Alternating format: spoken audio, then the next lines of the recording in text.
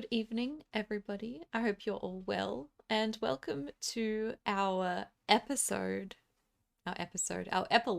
of our lovely Vampire the Masquerade V5 Chronicle, La Terreur et la Vertu, our 13th and final session. I am extraordinarily eager in the ashes, the remains of what has happened at the ending of our great end of the third act last session to see how they settle, what forms they take, how they will define the future of the city of Paris in these nights. I'm Beck. I'll be your storyteller for the session this evening. Before we begin, I'll get our lovely group to introduce themselves to you. Hi, I'm Adam. I'll be playing Remy, our Sabbat Malkavian. I'm Jack. I will be playing Madame la Comtesse de Visage, the Camarilla Toreador. And hi, I'm Zerix. I'll be playing Mayel, the city gang roller anarch. Robespierre has fallen, killed, brought to final death by the conjoined hands of this group, the efforts that they have taken in the past week, gathering allies, gathering information, gathering the courage, the strength to be able to flip society as Paris, as France, as the world has known it, on its head, bringing down the reign of terror, of tyranny, until all that's left of it is a rotting corpse in the hall of the Tuileries, not discernible to the glorious man who once stood upon the man-made mountain in the middle of the Champ de Mars not too long ago. After this event, this cataclysmic event, wherein the three members of this group worked together for the last time to make sure this dream of many of the kindred and kind of the city is manifested into reality, they, for a time, go their separate ways, see about their own personal businesses, ensure their own futures within or outside of the city, promising that in a month from this event they will meet with each other once more, discuss what has happened, what is happening, what is to come. Within this tumultuous month of change, development, resettlement even, we hone in first upon Mael, who still lives in the same nondescript location, invisible to the naked eye, something that people pass by, never give a second thought, a second look, unbeknownst to them that one of the key figures that has seen the transformation of this society dwells within, and for the past bit of time dwells not alone, although perhaps would feel like it. It is always, during the day, silent as the grave, which is rather ironic. Mael, the body of your sire, still torpid in the position that it has been for some time. His generation is that close to the progenitor of kindred kind. And therefore, you know, it can take a while for these older kindred to come around again once they have been placed in a position as your sire has been this time. He is still there, frozen in the moment where you took his ability to move, his ability for action, his ability to actively control you away from him. Frozen like a relic of the past, of all of the things that he has done to you, all of the torment and pain through which he has put you, etched into his marble-esque, unmoving, statue-like body that dwells still within the groveling floors of your haven underneath the earth. You come home in the middle of the night one night, your duty is being done, to find him there, still, unmoving, the same as ever. Something that perhaps you should get used to, but you never can quite, knowing what he has done to you.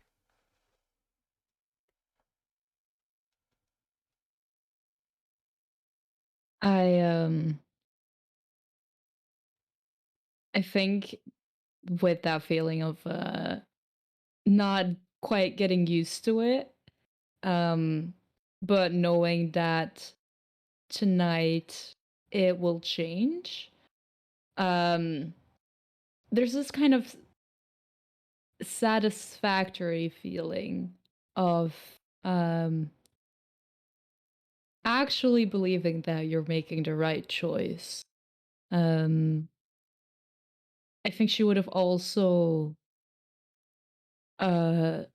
invited a certain guest over, and in the meantime, she would basically just hunch down, like, against the wall and just, like, opposite to her sire, sit down, look at him, and just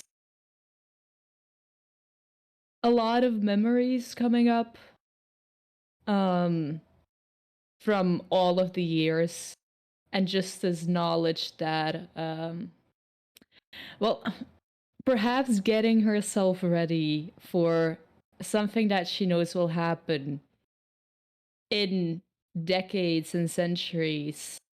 And this kind of smile comes up her face of like joy of looking forward to whatever she sees in her mind at that moment whilst looking at his body. And she'll basically zone out and wait. What is she waiting for?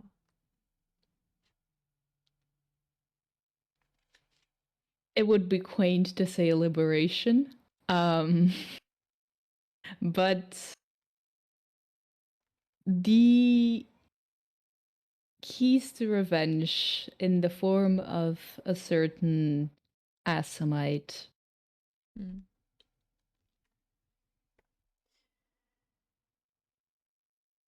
You do not have to wait long, for Monsieur Bilal Varenne has been active and eager in his insistence to repay you, Maëlle, regardless of what you say to him about not owing you anything, thing like this. He is very staunch in his belief that he need help you with this, and ever since the moment he has known about your desire to do this thing. He has been in correspondence with you through letters, whispers in the breeze, things of this nature. And knowing that now is the time, he is not far behind. You do not hear him come down the stairs, arrive in the room. You do not see him do so. He only appears, as if out of nowhere, standing up tall, upright, perfect military posture, this broad, large man that he is, next to the torpid body of your sire, facing you, facing him, giving you as much room as he can in the somewhat cramped circumstances of your haven. Gives you a deep bow. Mademoiselle Cadieux, I was wondering seems too weak a word. I have been excited at the prospect of helping you with this for some time.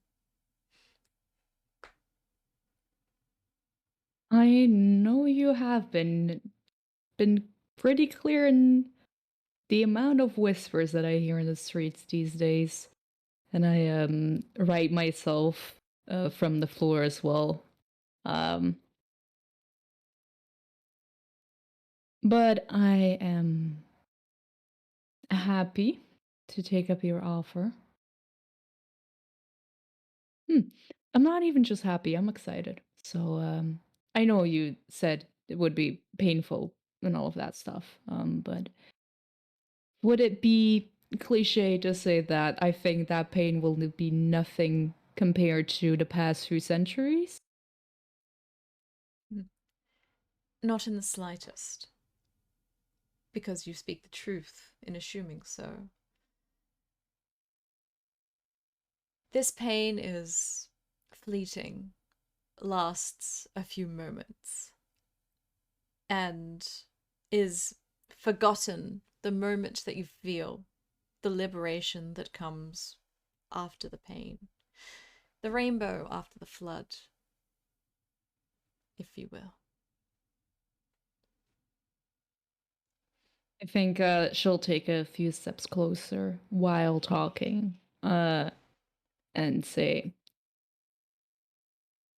I don't get how certain kindred actually like or admire the concept of blood bonds.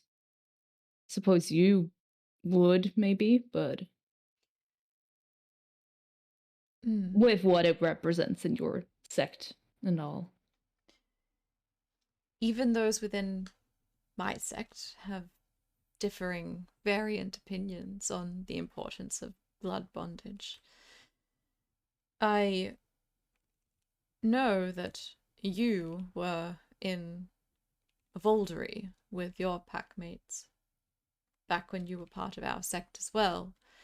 That is like a blood bond, but it is more one between equals. You have a strong sense of relation between yourself and those in which you share the blood. It is not a blood bond of dominion and servitude like the one that has been bestowed upon you by your sire. Regardless, for some reason I get the feeling that you see both as perhaps chains made of a different metal, but chains all the same.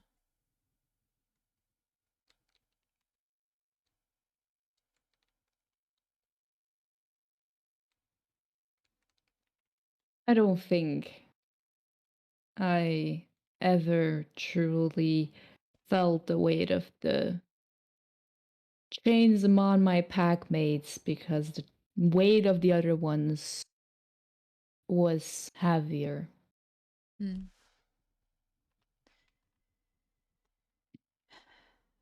Different metals have different viscosities, different effects on us as well. These ones, as long as Caius is alive, continue to burden you, at least for the moment. Now, I will say again, the easier way of doing this would just be to kill him, but are you sure you want to go through with the ritual?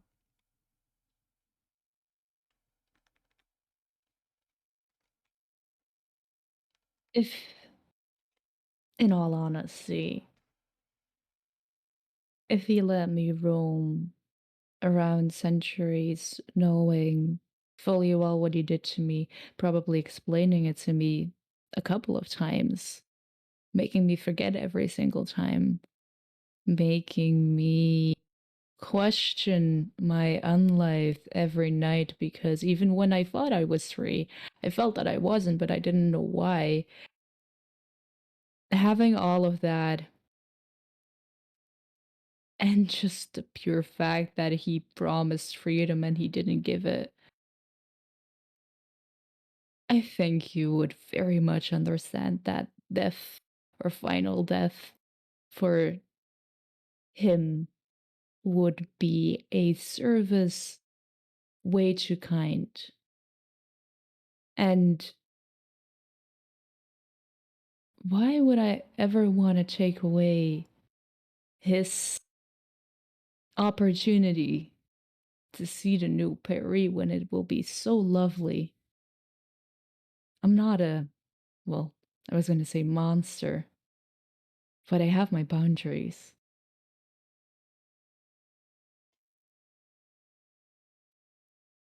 The jury votes in your favor, Mademoiselle Cazieux. I am. She, Mhm.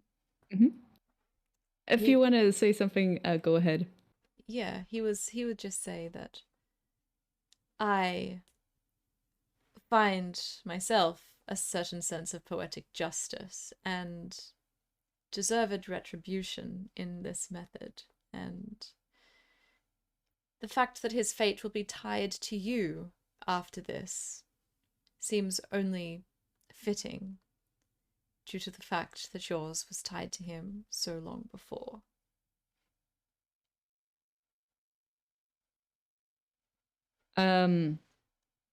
She'll look down at the body of her sire for a moment and then just say, you know, it's not often that I like kindred in general, but that I like kindred from your sect nowadays. You feel like you have a lot of stories to share about the years you spent fighting. I would very much look forward to hearing them some in the future nights. I think the prospect, and as he is speaking, he brings out a small, very sharp knife and actually slits the flesh of your sire Caius and holds out a goblet and lets some of the blood fall into this goblet as he is speaking. A very methodical process through which he goes. If we were in the position where we could not share the stories of the time we have spent fighting for our lives, what we believe in, what we thought we believed in, discovering what we truly believe in, then I would consider it a future wasted, Mademoiselle Cazieux. If you don't mind, with your permission, all I need is a drop of your blood into the goblet to consummate the ritual.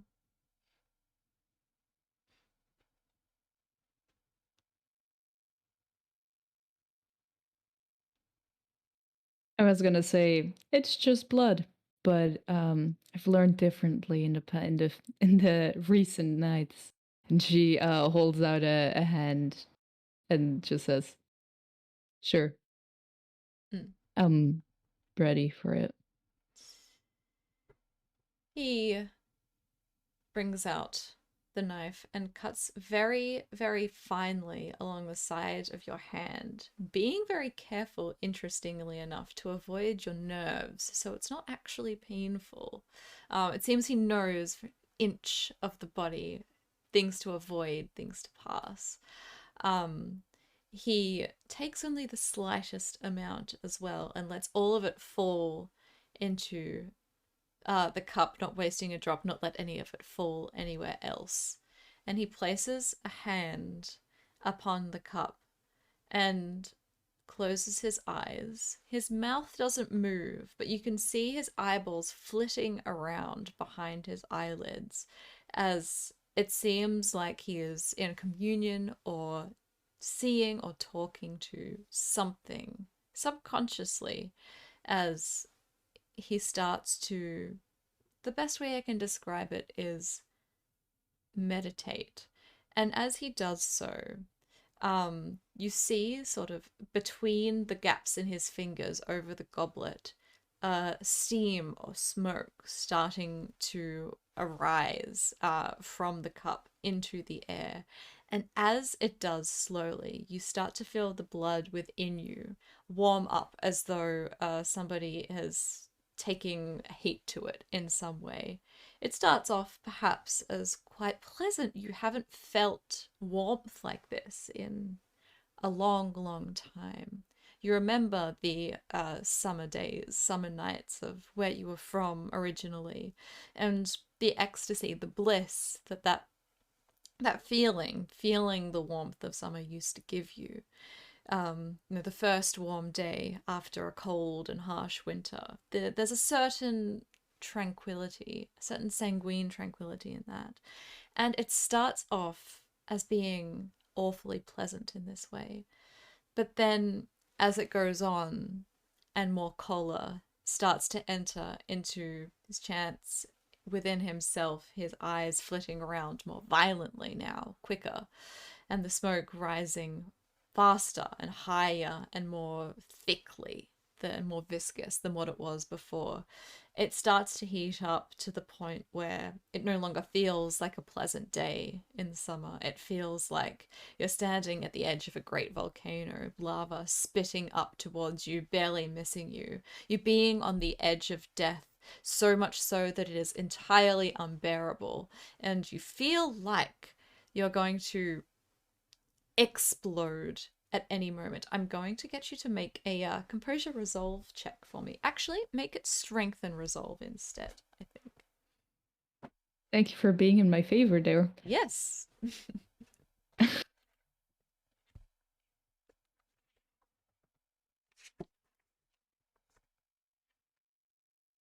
Nice. Nice. A rather good roll for you, now that I check it. Yeah, it's a pretty good roll for me. Better than composure. Mm-hmm. I have 5 successes. Yeah, perfect. With 5 successes, the overwhelming heat that just seems to be rising and rising and rising, so much so that you feel like there is steam billowing off your body itself. But it's all trapped within you. It has no way of escaping. It's enough almost to bring you to your knees. And you can feel more than see at this point. Bilal Varen sort of sensing you, not looking at you, his eyes are closed, but sensing you through this ritual that he is doing.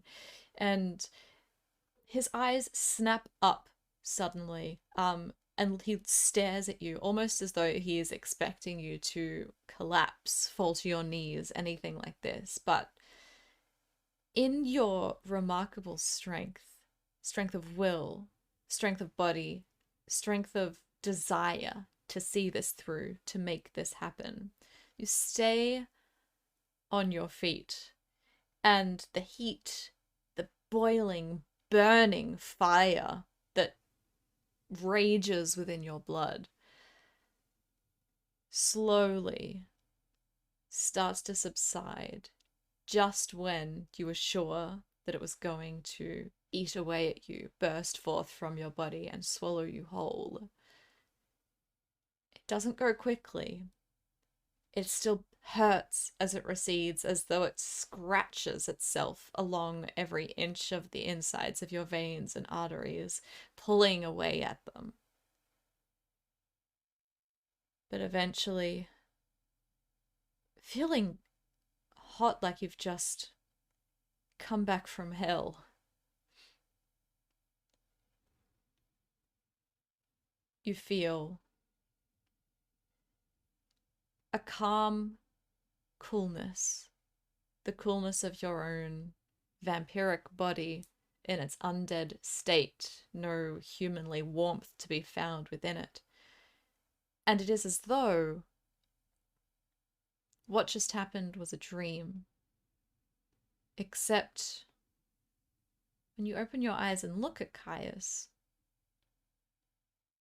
he looks somehow different. Before, he was somebody who had a certain presence about him instantly recognizable. Somebody you could think of their mind, what they look like in your head, and their image would come up automatically at the click of a finger, as though his visage was just waiting for you to conjure him, for you to gaze upon him. But now, looking at him, he's lost that elevated impression upon you. He is no longer somebody who impacts you in the same intense way that he used to. Lying upon your floor, torpid as he is now, he is just a man. Just a man.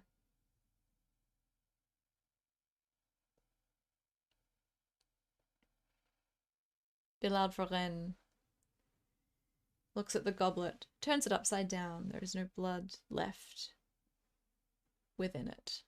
All burned away, as has the bond been between you and your sire.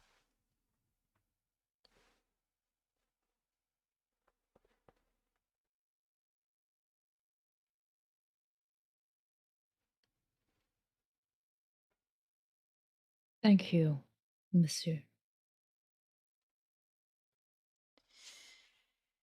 I've never seen that before.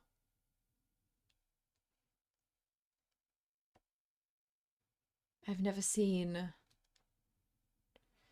a K-Knight stand in the middle of the room and take it. Take it back.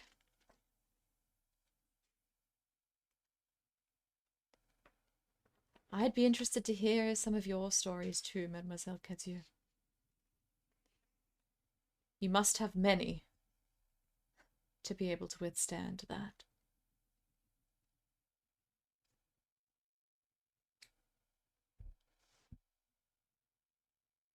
If you allow yourself to inflict pain upon others, then you should also allow pain to be inflicted upon you and be ready for it. And I suppose that leads to the idea that if you deem yourself fit to control the fate of another, you must be ready for them to seize back their fate and seize your own in turn. I'm glad I could play a part in this narrative of yours.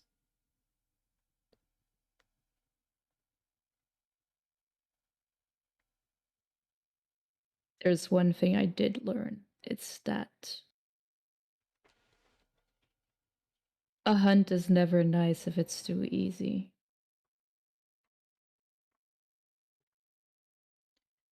Never quite as satisfying, is it?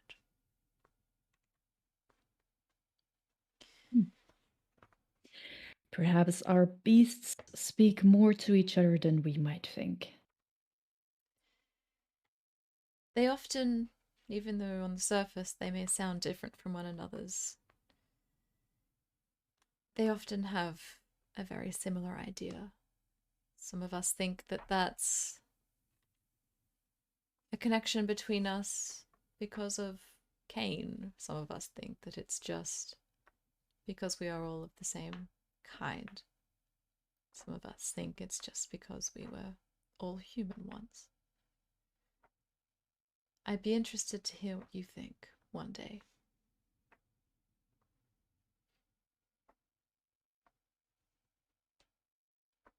If you'll excuse me right now, I have some business to take care of. I appreciate what you did. My part to play in your fate is done. I wish you best of luck, and until we meet again. Mademoiselle Cadieux. And he vanishes, leaves up the stairs, gone from sight, not a sound. Once he disappears from your view, leaving you once more alone, but entirely different in a different sense.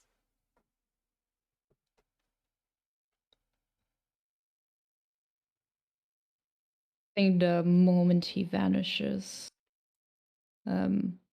I turn my gaze on Caius, and I take a step closer and I squat down in front of him. I think Mael takes a moment to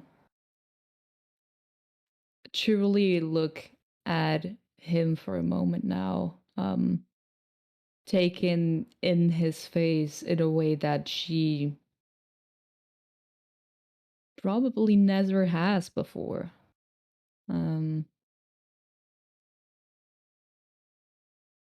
And instead of there being anger present in her face, I think there isn't any. I think there's disappointment, even.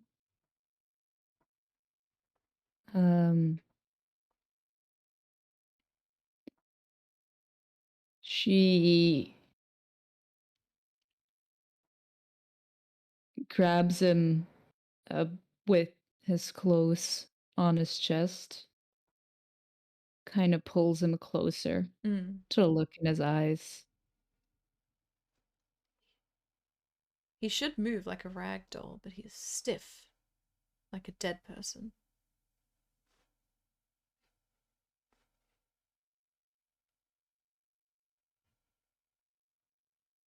You're no keys to salvation or freedom. You're just a man.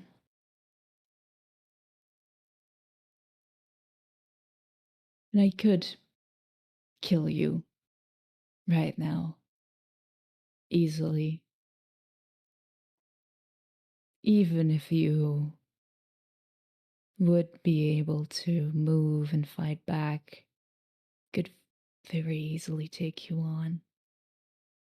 Because you don't have the part of my mind anymore that somehow still wants to protect you.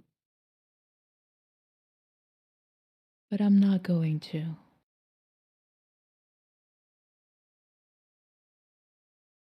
I'm gonna be kind and generous in a way that you perhaps never have been, or perhaps exactly in the way that you have been kind and generous to me in these past few centuries. She leans in a bit closer. I'm gonna let you enjoy and experience the new Paris for centuries to come. All right underneath the feet of all of the kind that you despise. And I take him, hoist him over his shoulder, and start walking out the door. Are you trying to be discreet? Not concealing him. Okay. I'm not concealing him. Okay. Mael is in the worker class areas. I think she'll move in alleyways and she'll keep to the shadows a bit. She won't obfuscate though. So she's not gonna triumphantly walk in the middle of the street. She's gonna move on the side of the streets in shadows and alleys so that she's not that obvious. But if people look at her there's this, with her being her flaw of obvious predator, that there's this ominous feeling about it, seeing such a figure with a body hoisted over them, A much crawling larger in the body than her streets. own. Yeah. Yeah, crawling in the streets of Paris. And I think she'll move with that body to. I imagine it's also very late at this moment. Yes. But a part where some of her people, Francine's people, kind even, some who are working to build the city up, to lay down the streets and build the streets. She'll want to use her contacts, go to those people. One of the streets that she knows that they're still working on, like they're finishing up right now,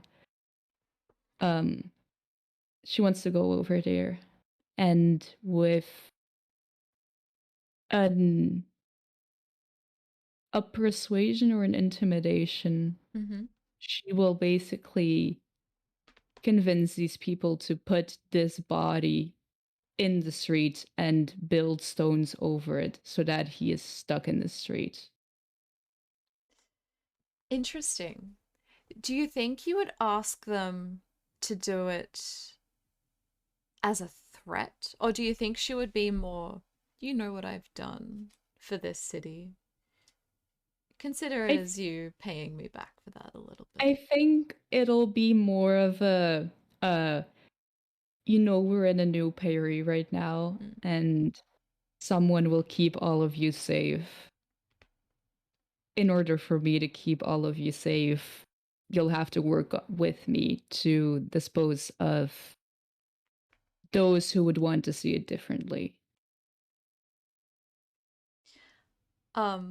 I'm gonna get you to roll stamina and persuasion. Weird roll, but you are carrying this guy, and are using it as a means through which you are persuading them to do as you ask, through a show of overt might in this sense. Yeah, all right, sure. I'll rouse. So that's a success, so I don't get hungrier, and then 6, that's 8. 4 successes. With 4 successes, your contacts knowing exactly who you are, what you have done, what you have been a part of, with the Fouillon leading up to the fall of Robespierre himself. They nod, they don't ask questions, they say, it can be done, it will be done. They know.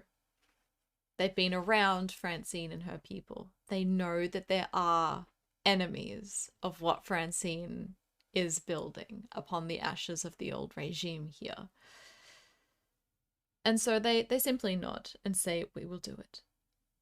And as you do this, as you are promised that Caius will be made into the foundations of the new city, built within it, the stones on which people walk, work, live, kindred and kind both. How does my elf feel?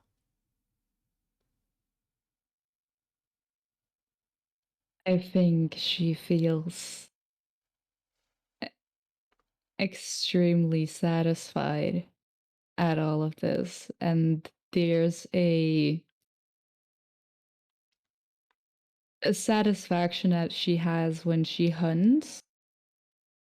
It's kind of similar to that.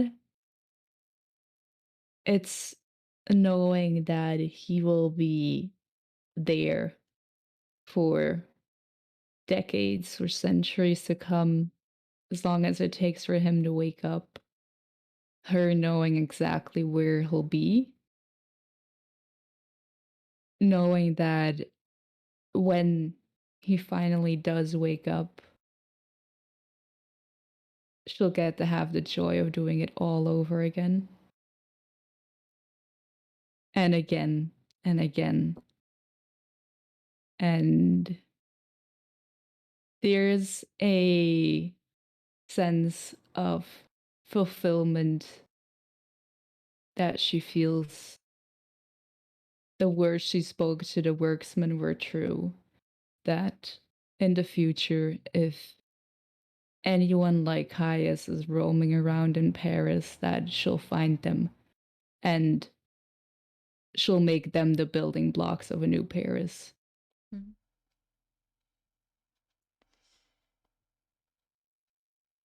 With that, I think we will turn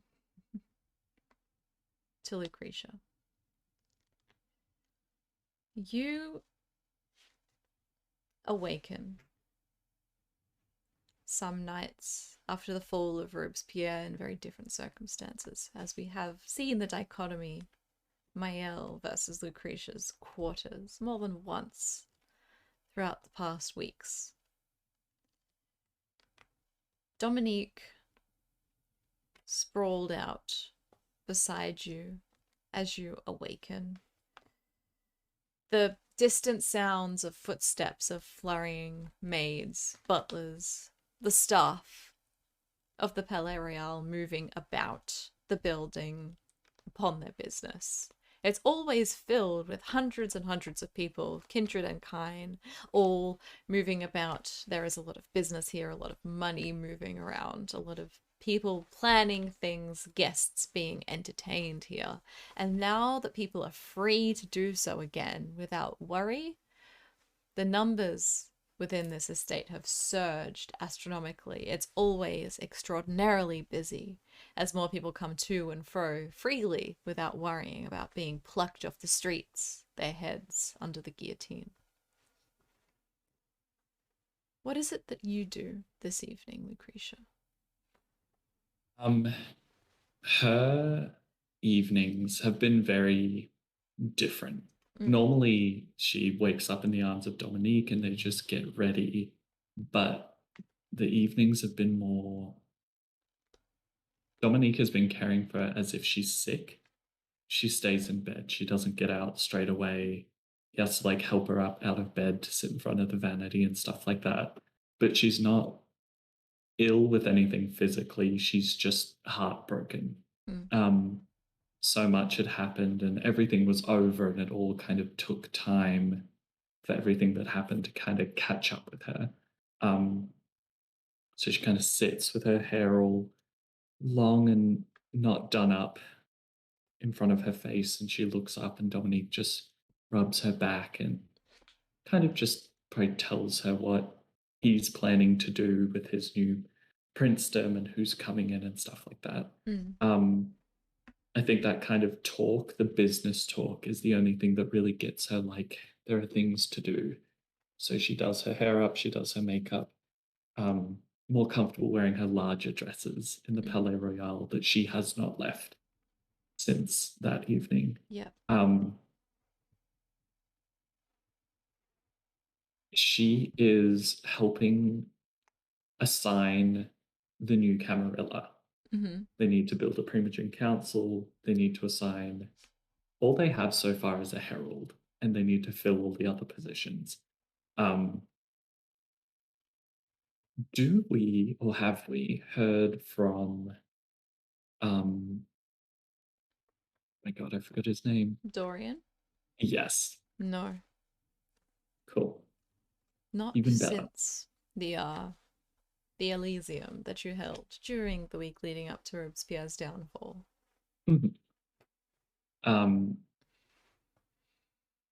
Yeah, so they're kind of interviewing people almost to fill these positions. Yeah.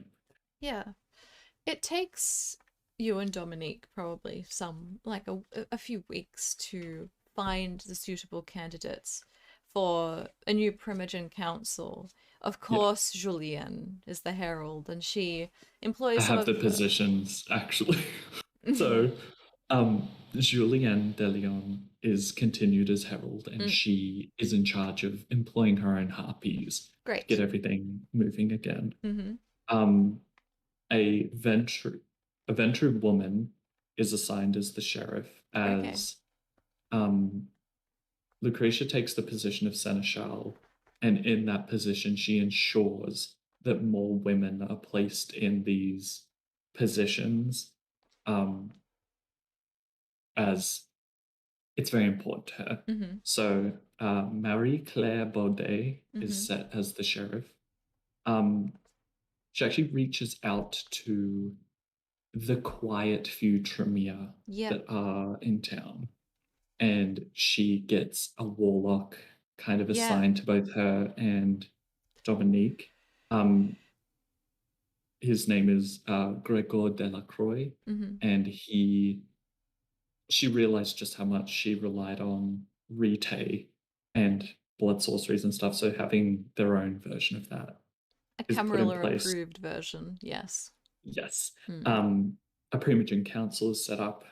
Just about every clan gets a representative. Great. And because it's been such a hectic time, she assigns a Principal of Faith, a Bruja by the name of Viviane Brugier. And she, assigning her was very tentative. It was like lots of making sure that she wasn't too tied to Robespierre, making sure that she wasn't Catholic, like trying to find somebody who will keep the Camarilla in line. Okay. And those positions are filled over a series of about a week. It's like a hound, but they have a sort of more grounded position in the faith of the Camarilla. They guide the faith, yes, yeah. Okay.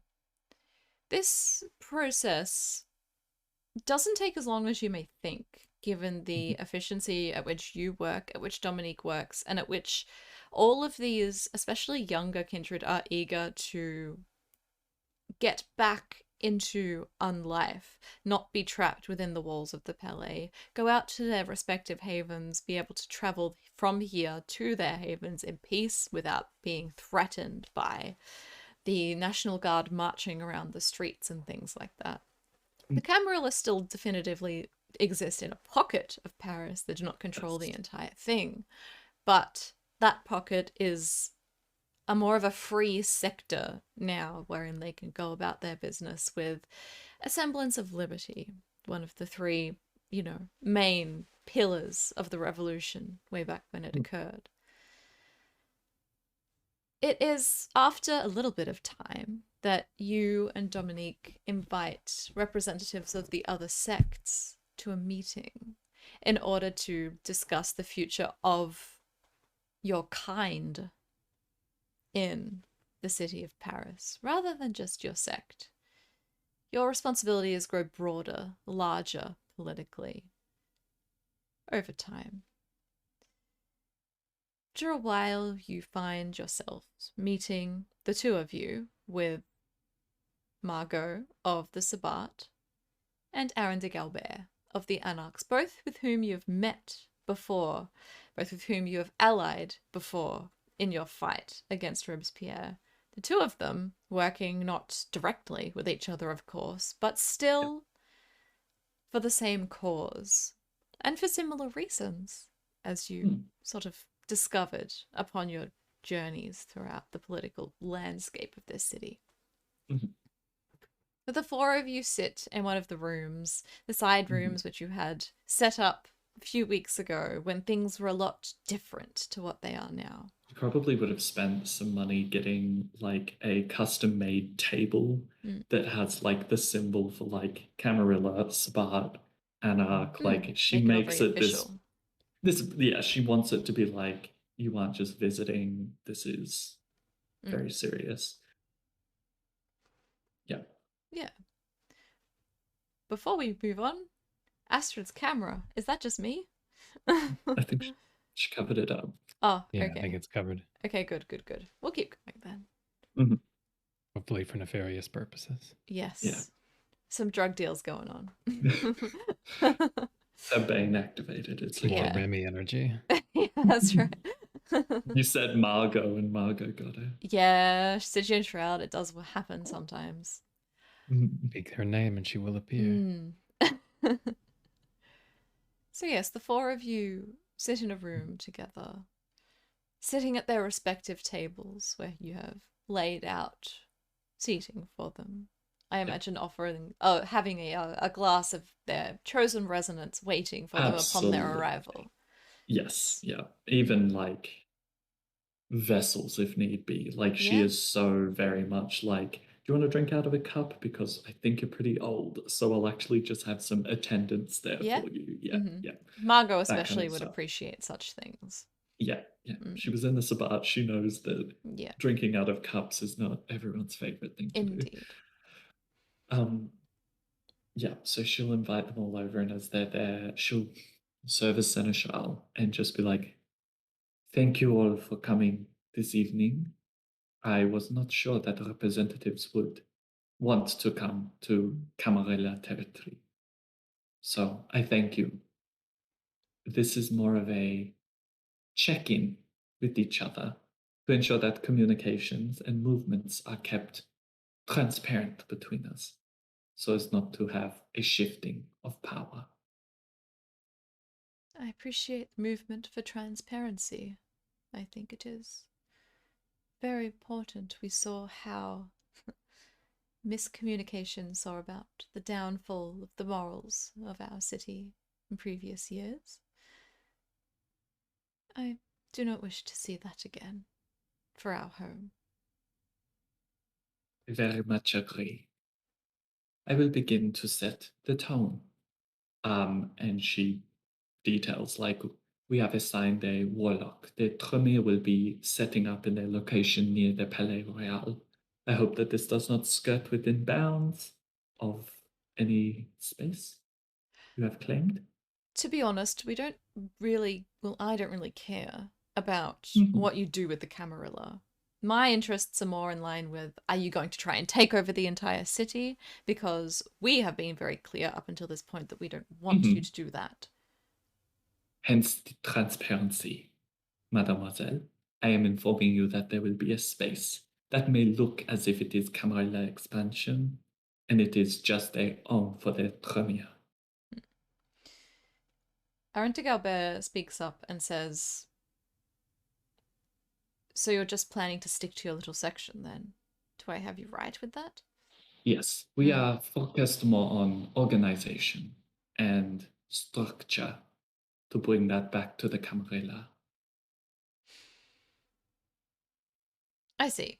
So you're saying you'll stay within your section and leave the rest of the city to the rest of us, essentially. You want us to coexist as three sects in one city. As we did to take down Robespierre. Yes, to work together in this city that we love.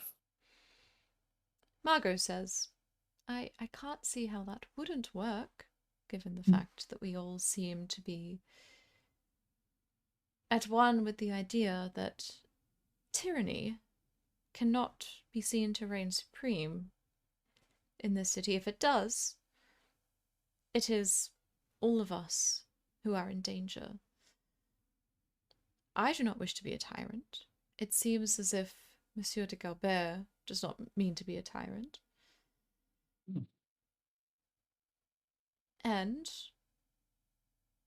if I have you correctly, it seems as though your organizational endeavors over the past weeks, though such things I may not personally agree with, are not my business.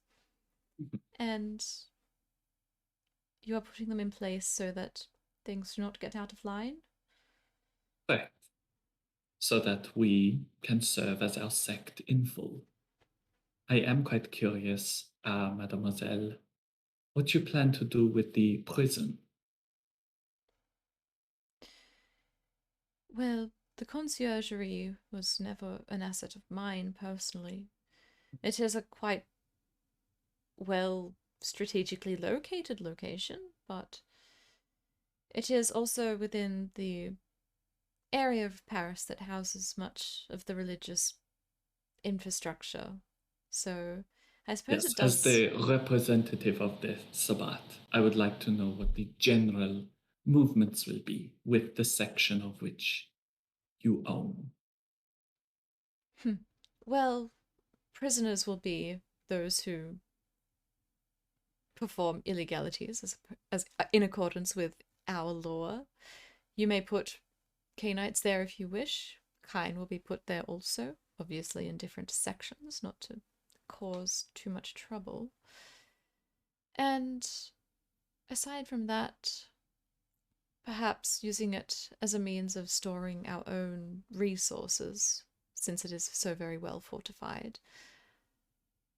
Using it for what it is purposed for, I presume. We'll have to ensure that the local law enforcement, when it is brought back in, is aware that they may use that facility now. I think it is prudent that the local law enforcement, as you say, is not controlled by any one of our 3 sects. Correct. They serve Paris. That's right. They are made up of kine, so the kine must be the one to govern them. And they are there for the kine as well. Future meetings that may occur between our sects, it will be important that we stay transparent about any that we might plant in or have control over, as it is a tempting thing.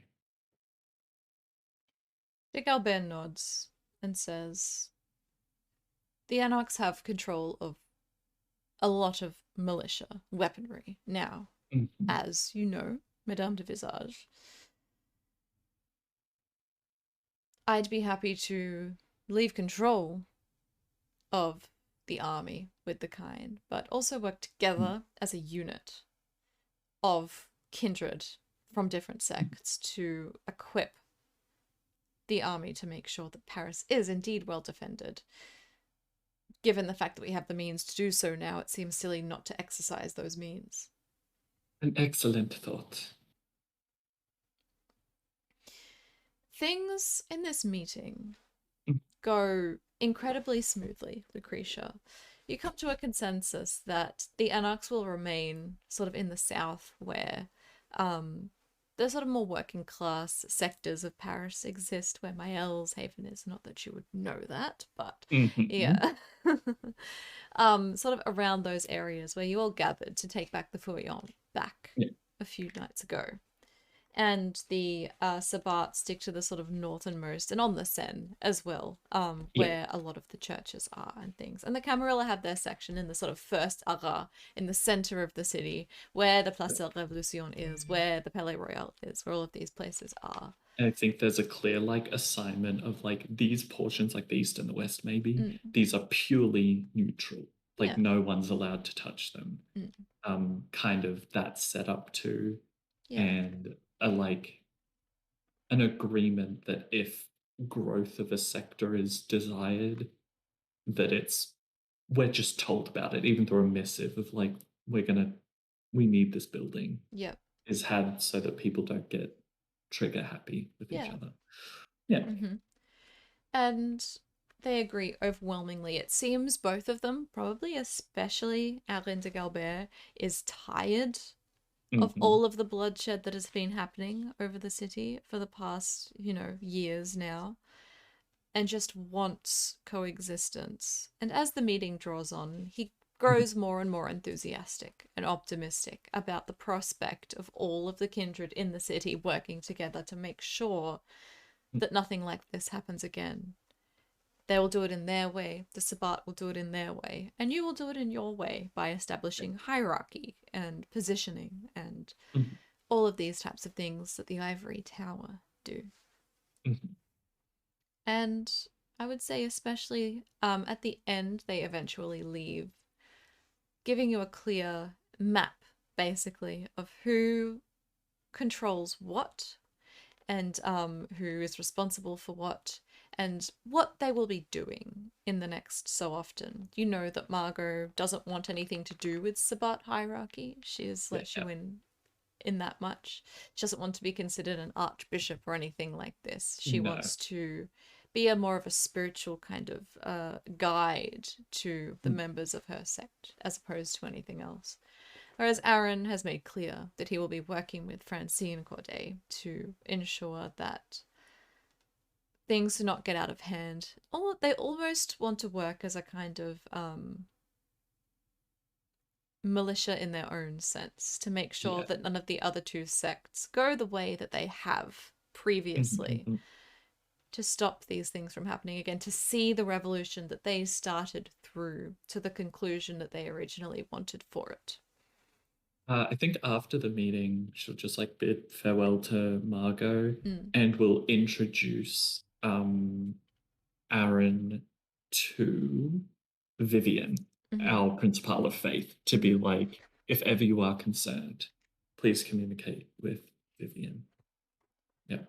Yeah, he'll just say, I'm glad to know that we have similar interests across the board and that you have introduced such a position for the upholding of what we originally planned to build here, Madame de Visage. I am nothing if not a woman of my word. He held out his hand to shake yours. I'll shake it. A gesture between partners of business in good faith. And the small smile that he has on his face,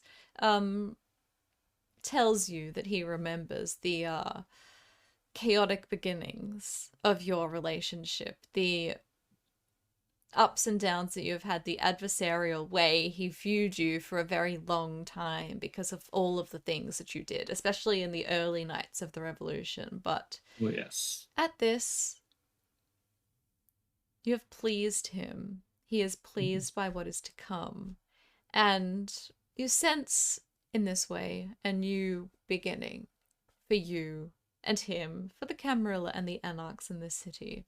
One of cooperation, one of amiability, and one of a good ethic. One that has not quite been seen before in all the world. Leaving you alone again with Dominique, of course. Yeah, I think she has all of that business done, and then she probably goes to a nearby, like, fainting room and goes onto a fainting couch and, like, I think she just kind of unravels a little bit. She doesn't have the energy for much these nights. It's a lot of Dominique leading her places. It's not her making it look like he has the strength. He is the only one with the strength. Because yeah, she just lies there, hand on forehead. Someone comes in to give her a drink, and yeah.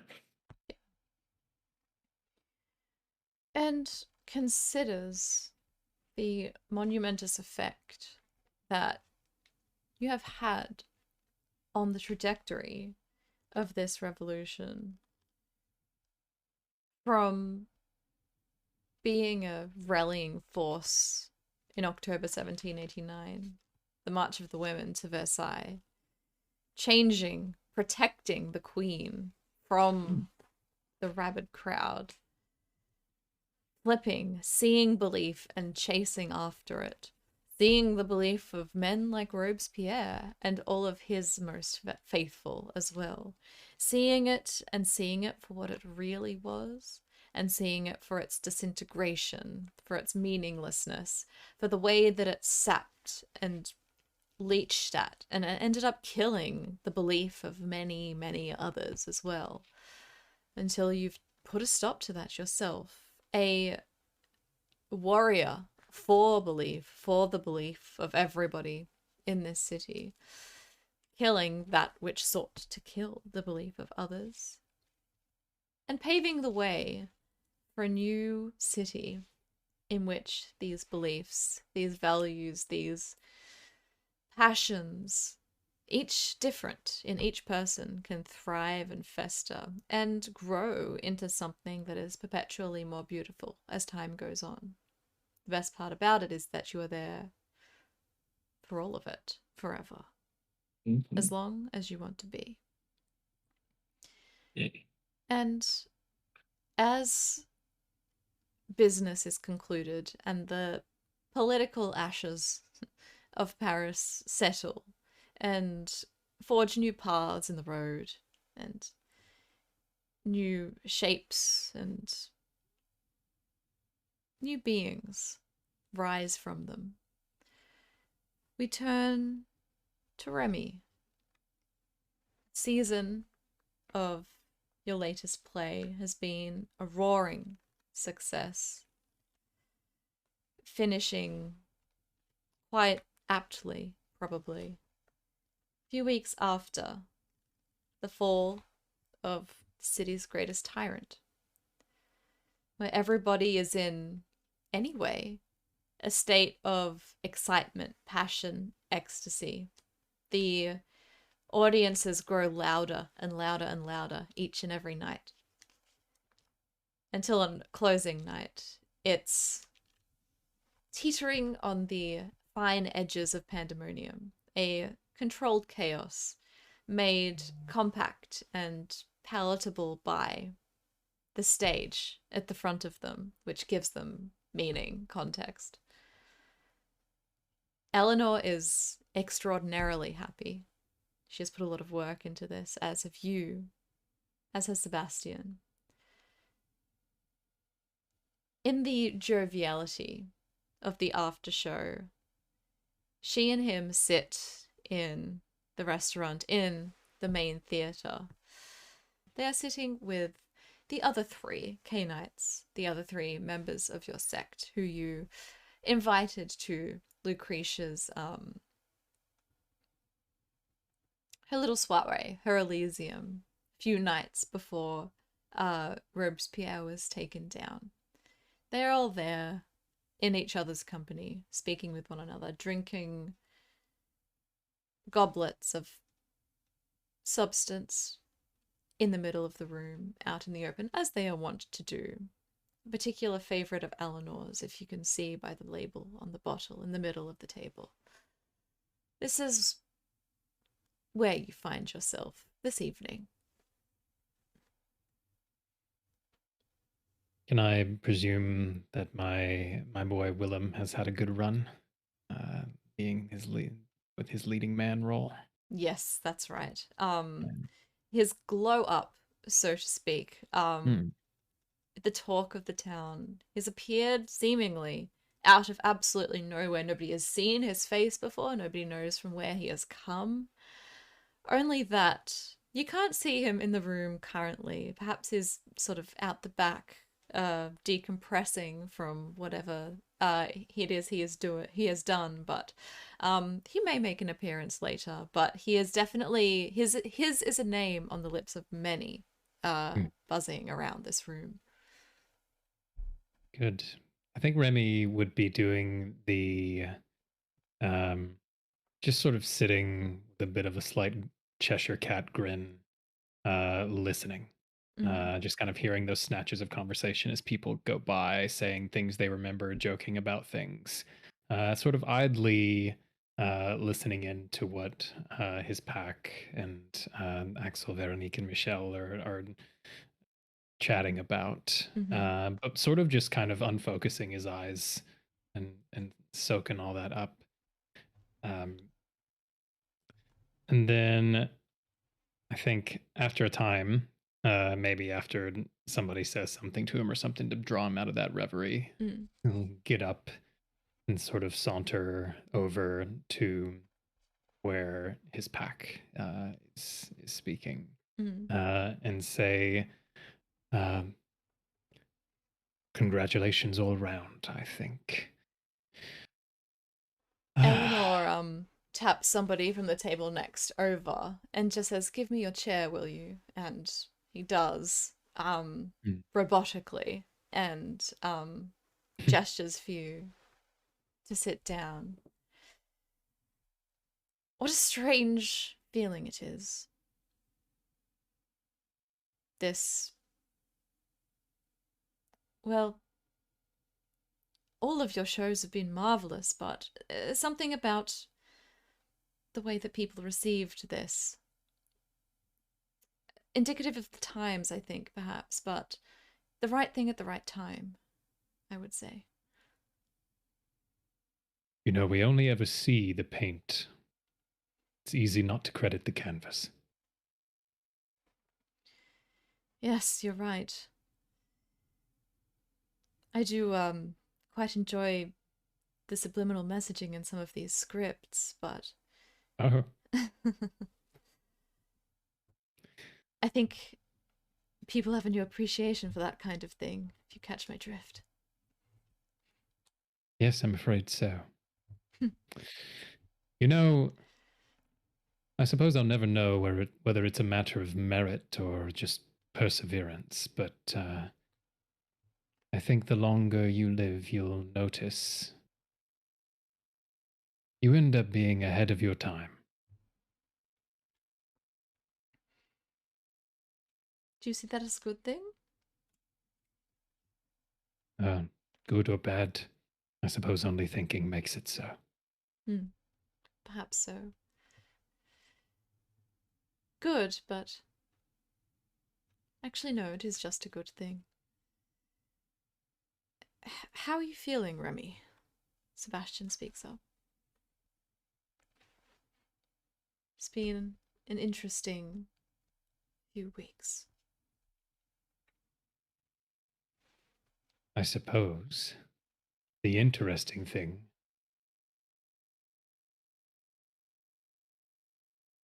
is how strangely normal these few weeks have been. In their way. Normal, not as we have known it for some time, but as people forget to write about when they write. I feel suspended. Perhaps a curse of my disposition. To feel my feet upon the ground when the world is in flux and afloat otherwise. Perhaps there is a feeling that this is ephemeral or temporary in some sense. Happiness never does last, but it always does come back. Do you know, once upon a time, people understood the idea of being happy very differently.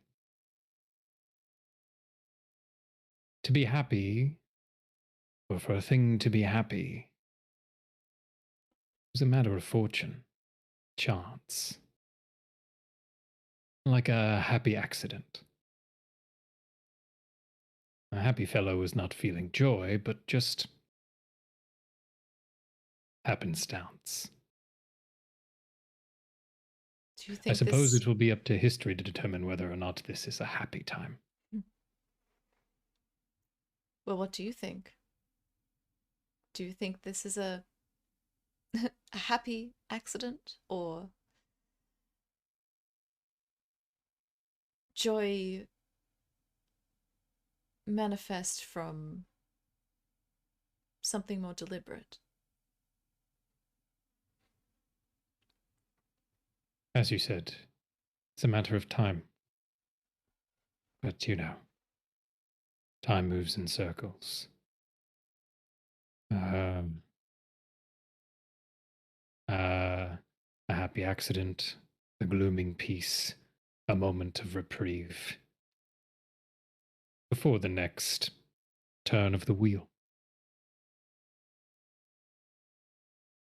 I content myself with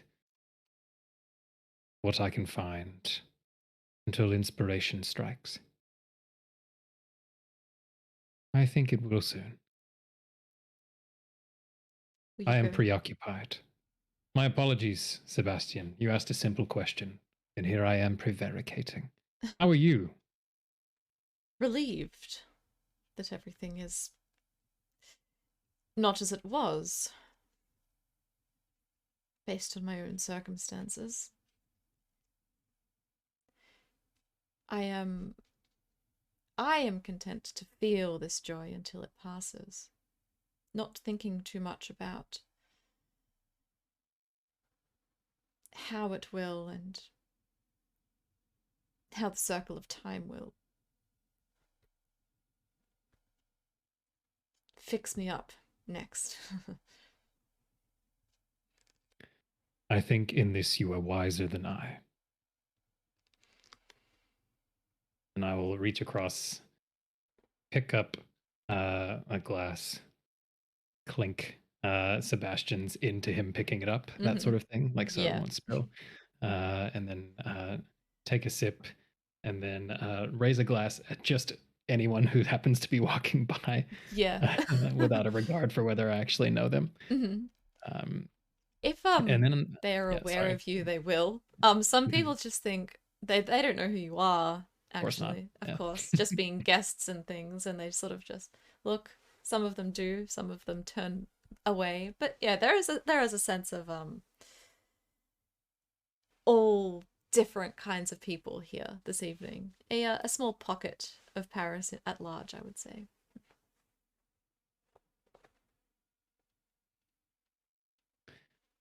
I want to get a look at Michel. See what his energy is. This is my buddy who was very keen on the labyrinth rite some weeks ago. Make a wits insight roll, I think. Do that.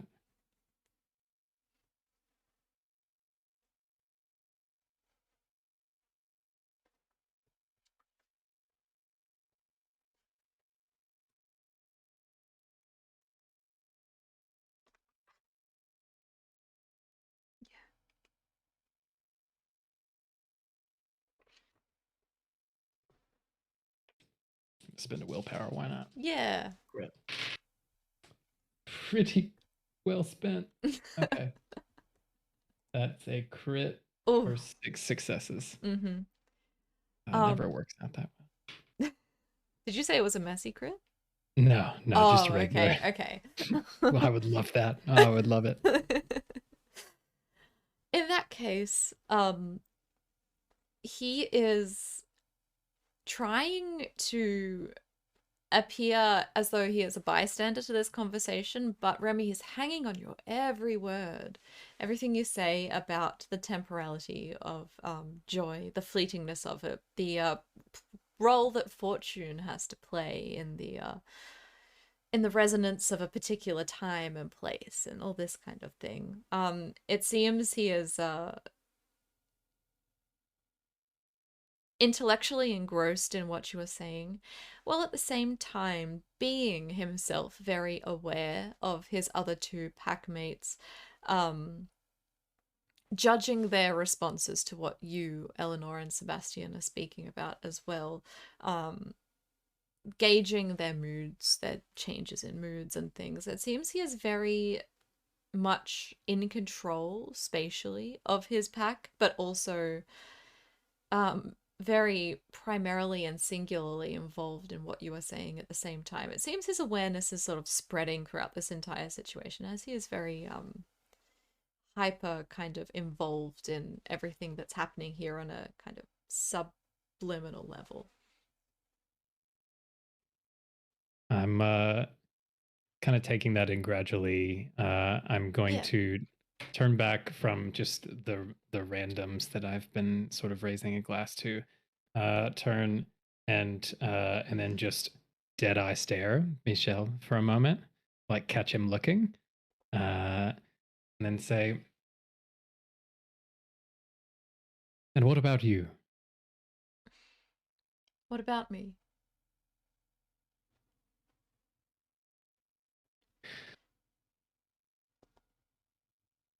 You have stepped into it, and then stepped through it, and now you are stepping out of it. So tell me about your souls.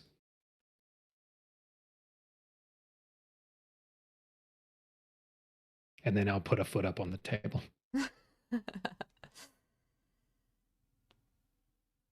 Stepping out of it. I do not feel as though I am. I feel as though I plunge deeper and deeper into myself, and whilst doing so, plunge deeper and deeper into all others, all at once. And the more and more you understand about who you see, why you see them, how you see them, the further away from the surface you get. And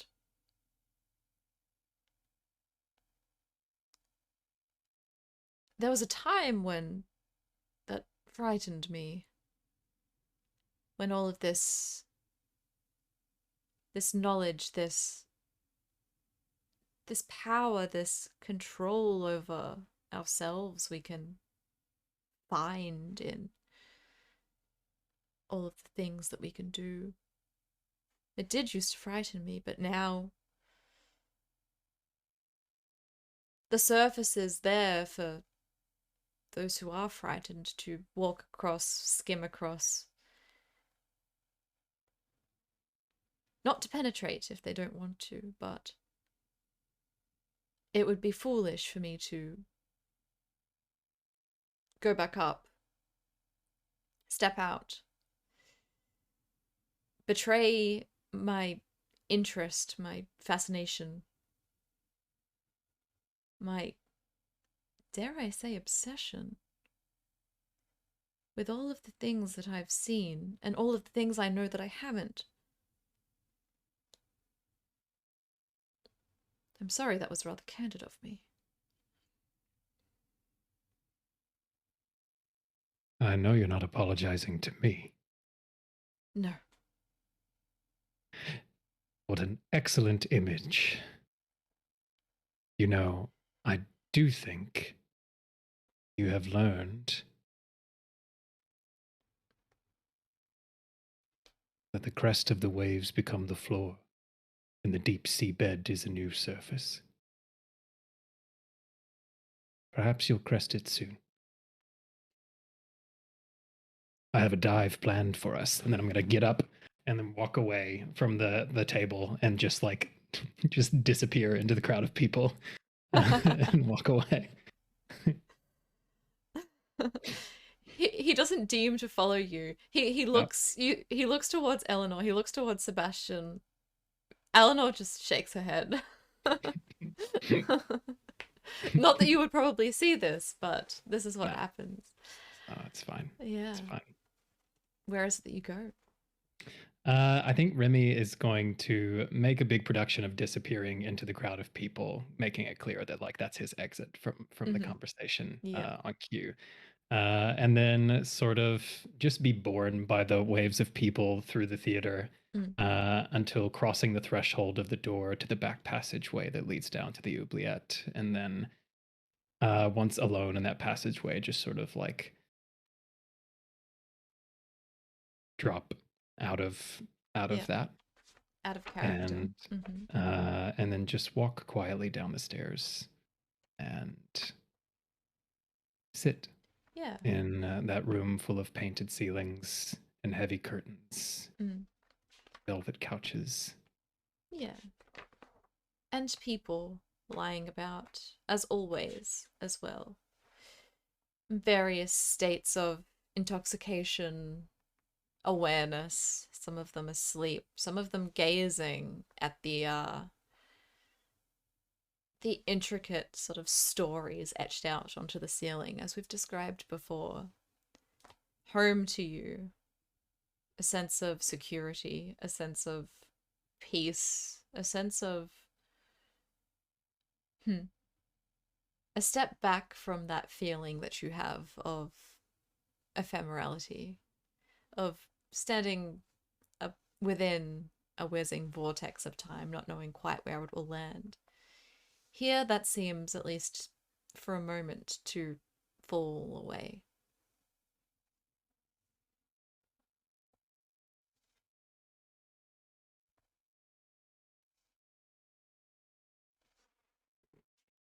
there anyone you seek out here?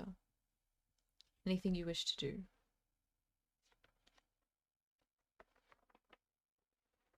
I do think Remy would look around, see if there are familiar faces, but is kind of more just in his own head at the moment.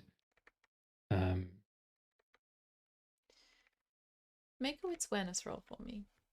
Okay. You're not looking for anyone, but you find Baracchio.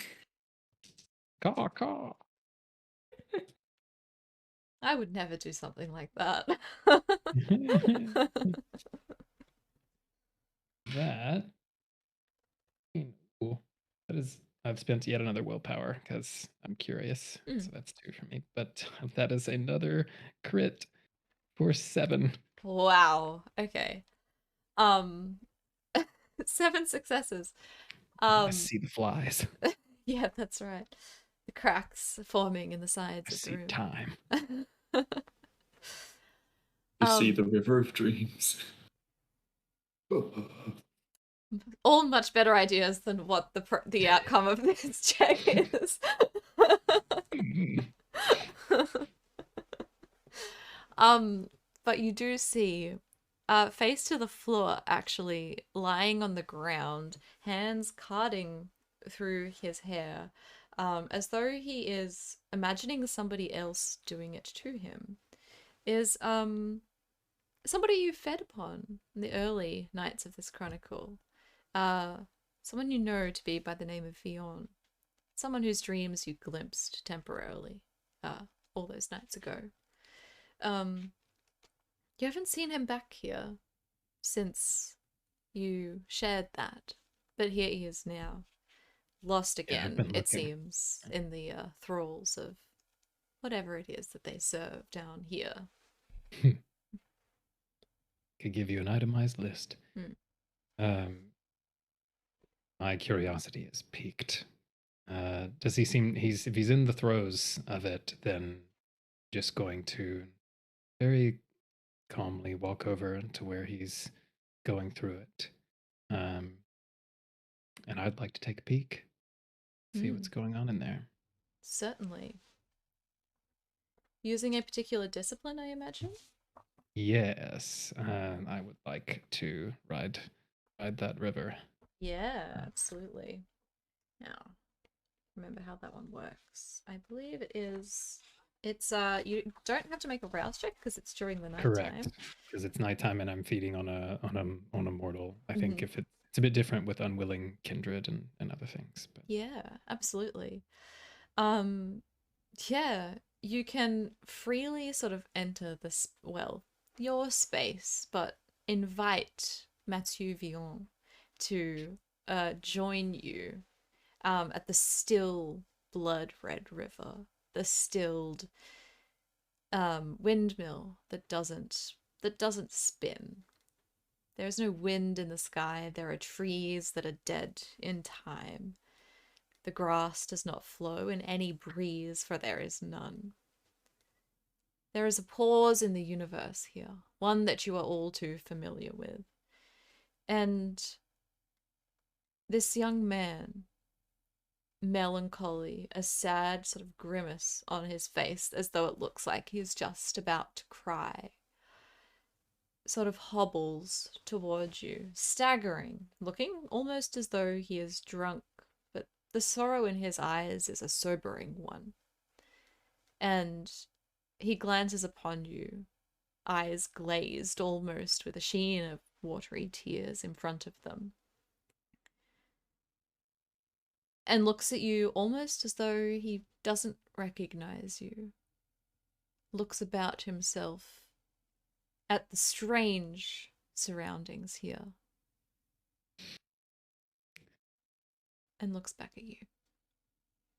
I would like for us to be in his dream. Oh. So whatever it was he was going through, just looking at it, I think I need to be feeding on him. So I might just do that. Yeah. So just double checking here. Yeah, I can briefly enter the mortal's dream while feeding on them. Mhm. So I might make myself known to him depending on what I see. But Yeah. last time I just did it as a voice. Yeah. Interesting. Well, you may feed on him freely Hmm. without any action taken, for he is, unconscious in the thralls of whatever it is he is seeing. And as you do, you invite him through into this space. And as you meet his eyes, this sort of watery melancholy in his tears seems to grow, and they spill over his cheeks. But instead of falling downwards, they go upwards. And as they do so, and they flick up into the sky, and he looks at you again, the floor, the ground sort of gives out from under you. It's there and then it's not. And you're falling from a great height. There are large mountains below you that are not even anywhere near sight. There is a great fear in his eyes as these tears fly up into the sky as he falls down. He is still. He doesn't flail his arms. He just sort of lets gravity pull the both of you here down. There should be a loud roar of wind that goes past you as you both fall, getting closer and closer to the ground, to a sense of death, to a jolting sense of awakeness in this case. But the wind that is not there, that you cannot hear, flicks through his hair, closes his eyes as if in bliss at this feeling of falling, of not being able to control anything and yet calmly letting fate take him wherever it is he needs to be, down in this case. And through it all, he looks at you. You should not be able to fall like this, and yet it is just the two of you falling from the sky. I'd like to introduce a slight change to the world as we get closer to the ground. Keeping eye contact with him, I want it to become clear that the ground is actually approaching now. Like, it's not that thing where you're in forever free fall anymore and the ground just looks the same because you're so high. It's now suddenly getting a lot closer and closer and closer. And I'm just like waiting to see if he will avert his eyes. I'll just keep holding eye contact. Yeah. Sorry, go on. Were you going to say something? Well, no, like, yeah, I have an idea for what will happen next, but I'm curious if he reacts that way. Okay, interesting.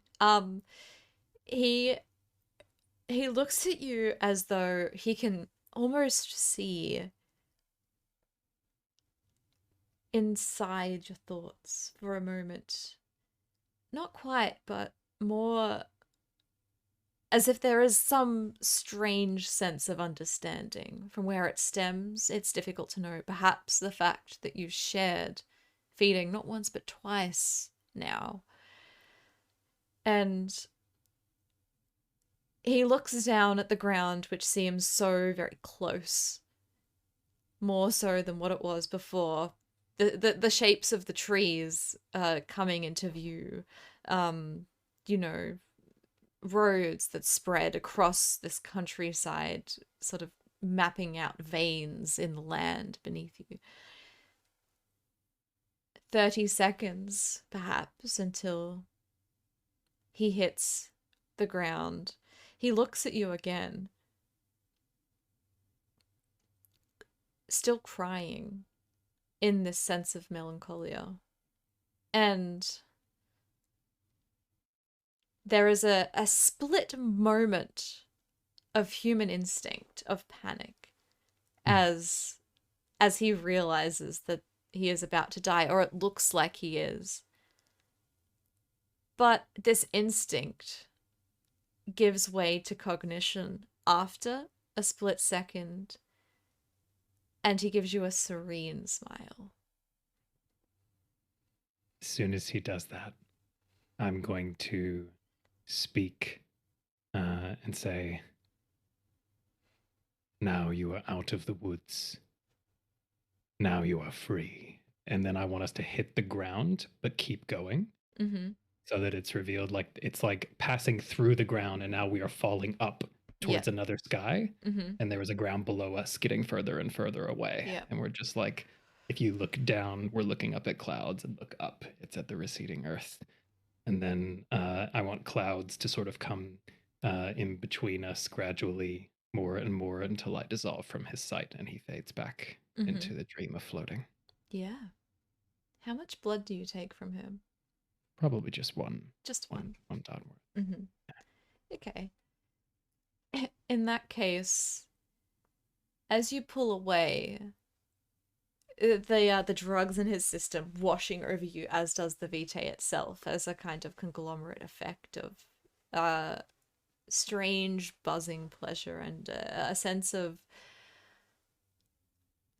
a strange concoction for you of, as it is, clarity, but also the clouded effect of seeing dreams in reality and vice versa that you so strive for. The smile translates as you pull away onto the face of this young man as he has stopped moving in the way that he was, still, but still asleep, almost miming words to himself as he lays there still, breathing softly, pale in his lightheadedness, just a little bit of blood loss, and smiling through his words.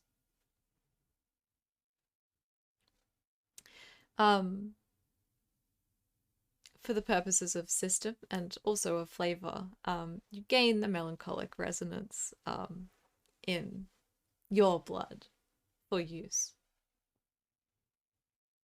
Noted. And there we leave Remy for the moment as we come back to the three vampires who have had such a profound effect on the past, present, future of this city.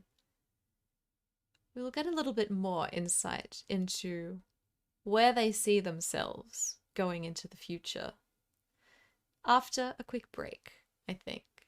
Thank you everybody for sticking with us thus far, and we'll be back soon to see this through.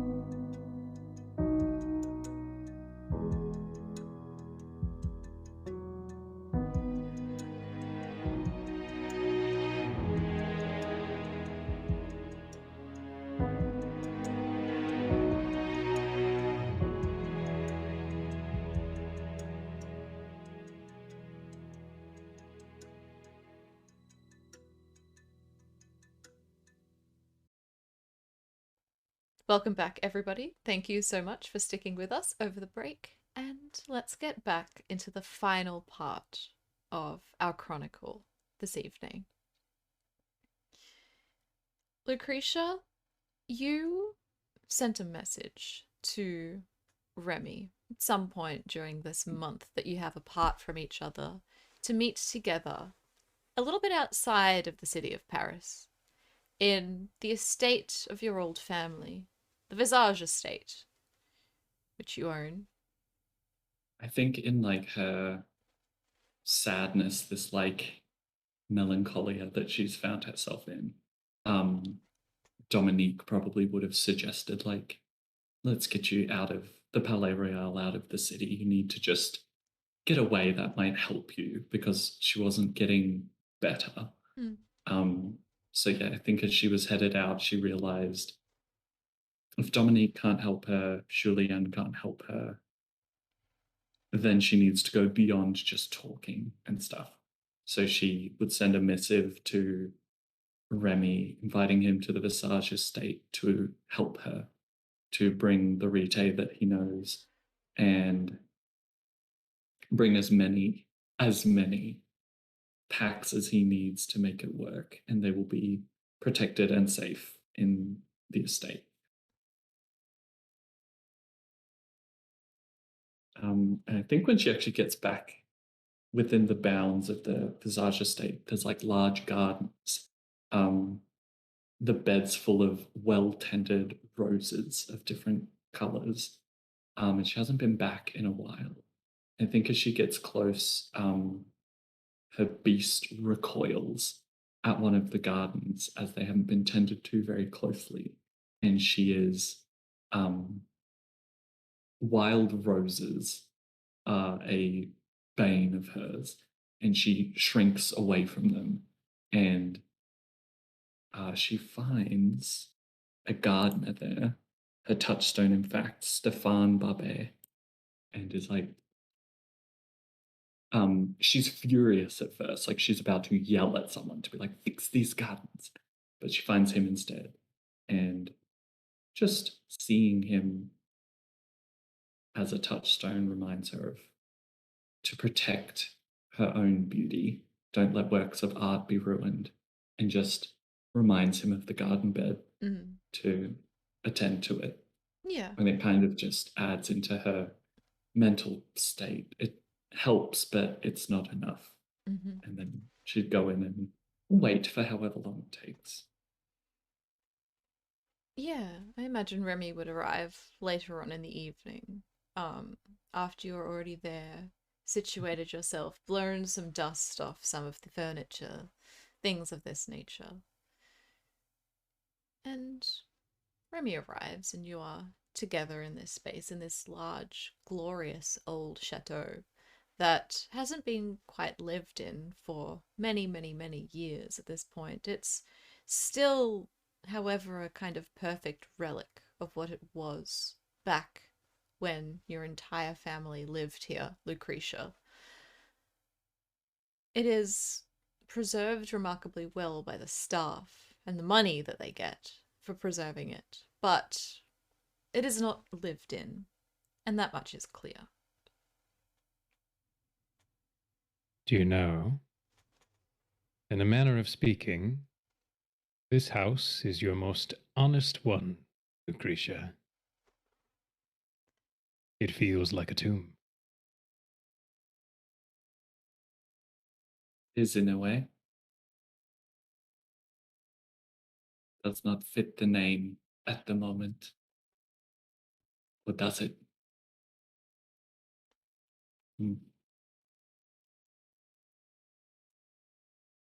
You are changed.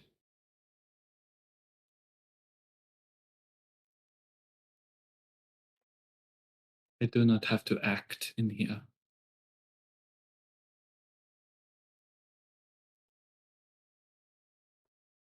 I understand. Have you brought people? Yes. I believe you need a painting for this to work. Yes, quite right. Well, you will find a very familiar painting. I am She curious. loops her arm into yours, and there is not a semblance of strength there. It is on the second floor, 4 rooms down. Following behind the two of you are Michelle, Veronique, and Axel, as well as Sebastian and Eleanor.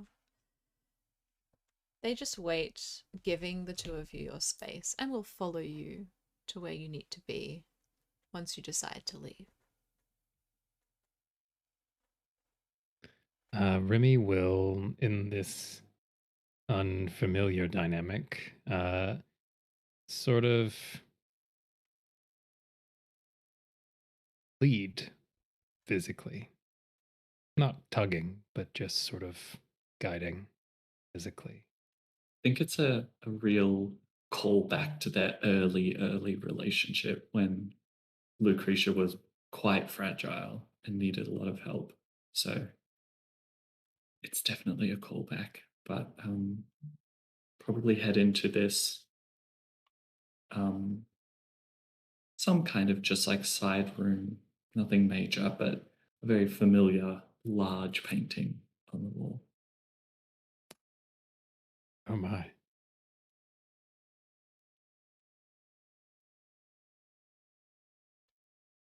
Yes, I think this will do. And I think she'll just pull her arm out and she'll move to stand just in front of it. What is the painting of? It's not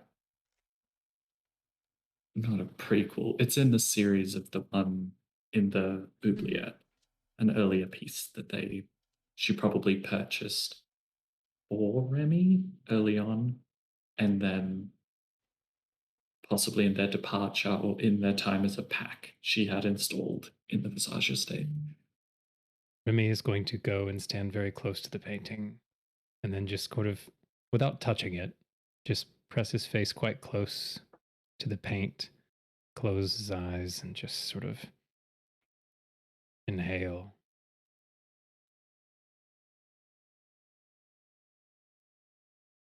I presumed you would have disposed of it by now. I'm glad you didn't. Why I've closed you here. I can't seem to dispose of anything. I see.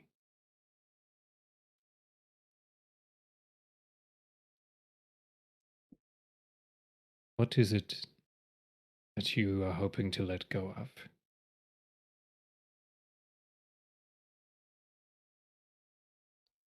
I can't let go of Sophie, and I thought I could.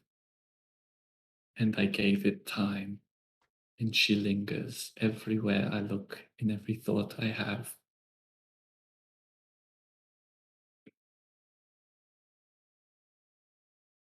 And there's only room inside this vessel for one, and that is my own.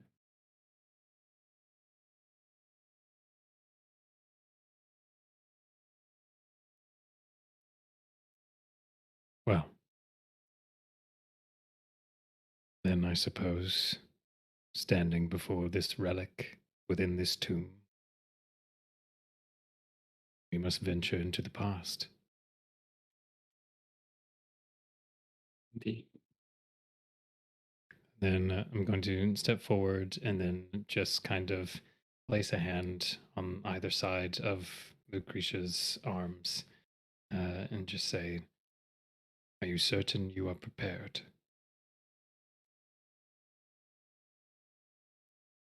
No, but you are here to guide me. I could not do this on my own. Well,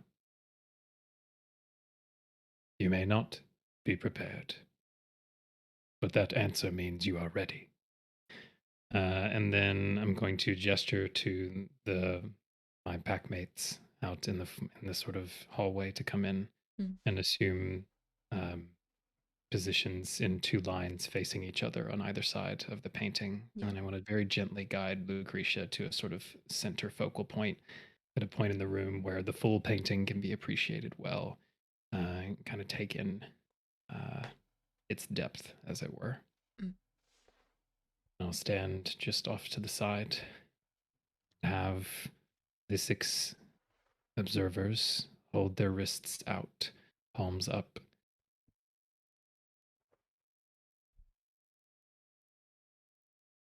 And then I will say,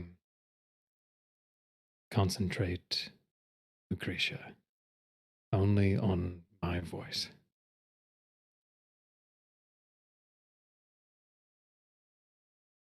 I want you to become my voice for a moment. Each fall, each rise, each pause. You are its music. You are its rest.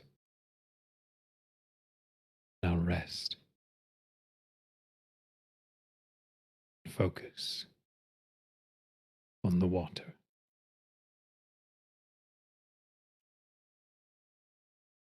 Then I think there would be at least a small stirring as the blood begins to move in the two packs. Now, Lucretia, I want you to focus on the water.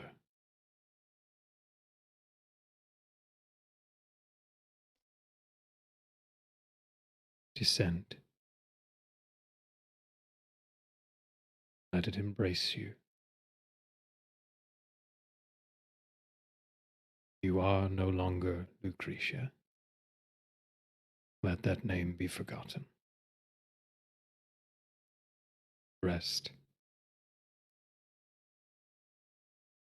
And find the question whose answer awaits in the depths.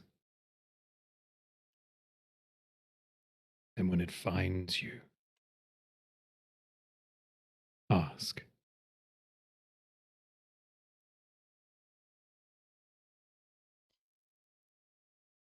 Remy, I want you to roll an intelligence occult check and add 5 dice, one for every other bystander in this room with you. Right.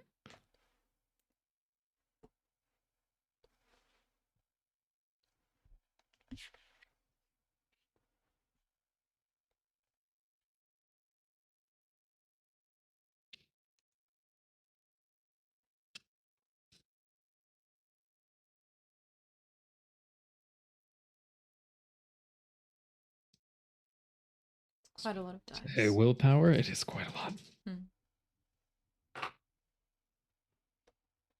All right. That is a crit. It's a crit for 8 successes. I will say it's one of these things where there are 3 crit dice, one of which is a hunger dice. So that I don't know if that counts as a messy crit. It does, yes. Then it is a messy crit. Yes. Excellent. For the purposes of this scene, I'm going to say that Remy, your clan compulsion will activate, but you will succeed in the check for this, right? Beyond probably any degree to which you have done this before. Your clan compulsion will activate, meaning your bane will as well. So you find yourself debilitated by the enlightenment that is soaring through Lucretia at this moment. Go on. Do you see what I see during the retake? Yeah, I was going to suggest this. Not usually. Okay, cool. In that case, I think if there's any kind of connection and the question is ready to be posed, physically there was no guidance. You had to guide her up here. The minute there's this connection to like her soul and her spirit and stuff, that is when that guidance comes and you feel that arm pull you into what she can see, and you are pulled along into the labyrinth. All right. Yeah, I was going to suggest that. Right. I like it. I think, however, in this instance, you're not a passenger, you are the predator. And you're back at the door of the Visage estate, and you see Lucretia just in like a simple white dress, and her hair is just out and not unkempt, but there's no styling in it at all. She looks back at you with fear, and then she blurs up the stairs to a room. And while your intention might not be to hurt her, she is treating you as if you are you're pulled to follow her, but she is running in fear. Um, she slams open a door. She doesn't say anything, but you would feel the question of why can't I let you go? Um, and in the room, all she sees is herself in this dress, holding the hands of Dominique as he whispers into her ears and his fangs extend. And then she runs to the next door, slams it open, and she sees Mael, very sick and ill, on the ground, clawing her way through grass in a small room, and Caius grabbing her by the back of the hair. And there's this gesture that he's about to do harm to her, and she bursts with blood smearing across her cheeks, that question coming through again, why can't I let go of you? Um, and then you're not following her, but you are in the room as she opens it. And what would be a split-second thing that she would see of your embrace? The scene is mine now. I'm going to step into it. There is only darkness. So black that it would be a moment where you wouldn't think it's possible to see.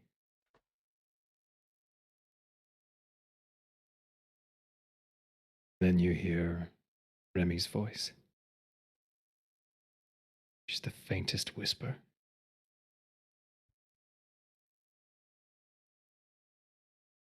Where?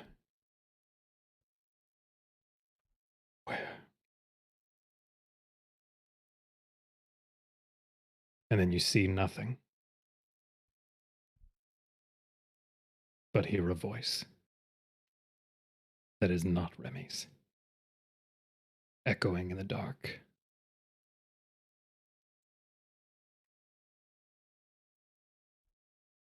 Now you are mine.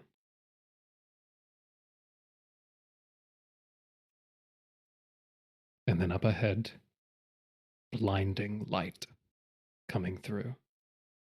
But it is only moonlight coming down a long, circular tunnel to Remy's body lying in a circle on the ground, covered in his own vomit, staring up, hiding his eyes from the moon. He's alone. And then the door closes. And she continues to run to the end of the hallway. And you'd be at the top of the stairs, but it's as if you can see over her shoulder. And she bursts the door open, her hair like cascading over her shoulder and her dress flying around her. And there's just a single feminine form on the ground as if they've just been knocked down or exhausted. Red hair draped over the face in a dress that doesn't quite fit anything that Mael would wear. And she yells out, "Why can't I let go of you?" And the head moves up, and the hand pulls the hair back to reveal a face that is not Mael. The hair becomes blonde and long, and it is Lucretia, looking back at her with fang marks in her neck. And it's very jarring, like a dream. She swaps places with the Lucretia on the ground. She looks up at herself, and the Lucretia in the doorway says,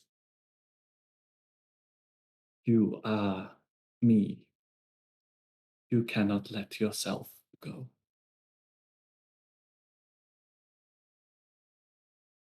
And then it jolts back to them in front of the painting.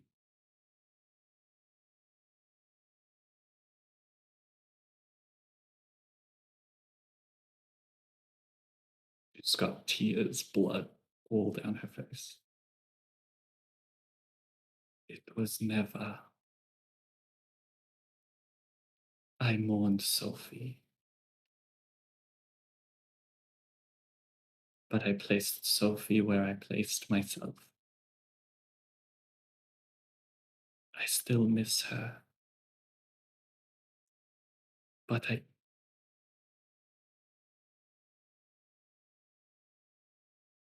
can't move past how weak I was. It haunts me that I could do nothing. And I could do nothing to save Sophie. Again. And letting go feels like I would be killing her again. But it's not that at all.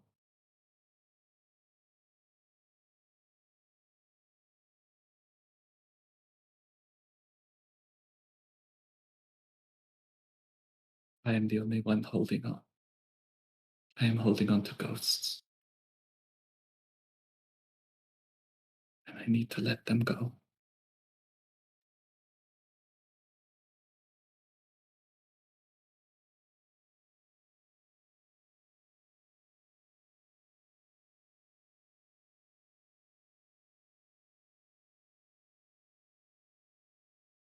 Where?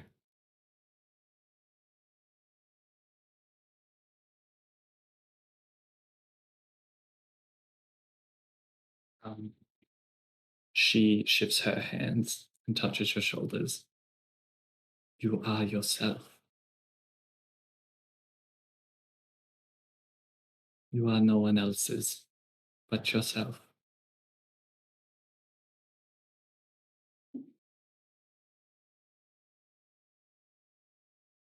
Just as I am.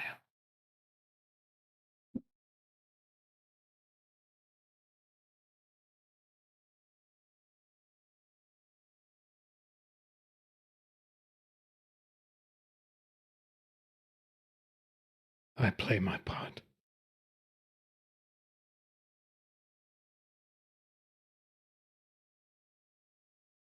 And then Remy's going to collapse to the ground. She'll support you. Stop you from falling, and we'll kind of almost bring you into like a hug. Mm. And we'll shift weight so that we land on a fainting couch. And she will just, once she sets you down, she'll just go kind of limp herself. Sebastian and Eleanor feel this as well, visibly. As this happens, the other three are intrigued and mystified by what has just happened. Not seeing things in quite the same way. Not taking the reins of this in quite the same way as Remy just had. As the two of you share a moment in the type of silence where words are screaming constantly. So much is being said so loudly, so profoundly within this silence that nobody dares interrupt them by saying anything themselves. We'll leave the two of you there to share this moment, I think. As the weeks draw on,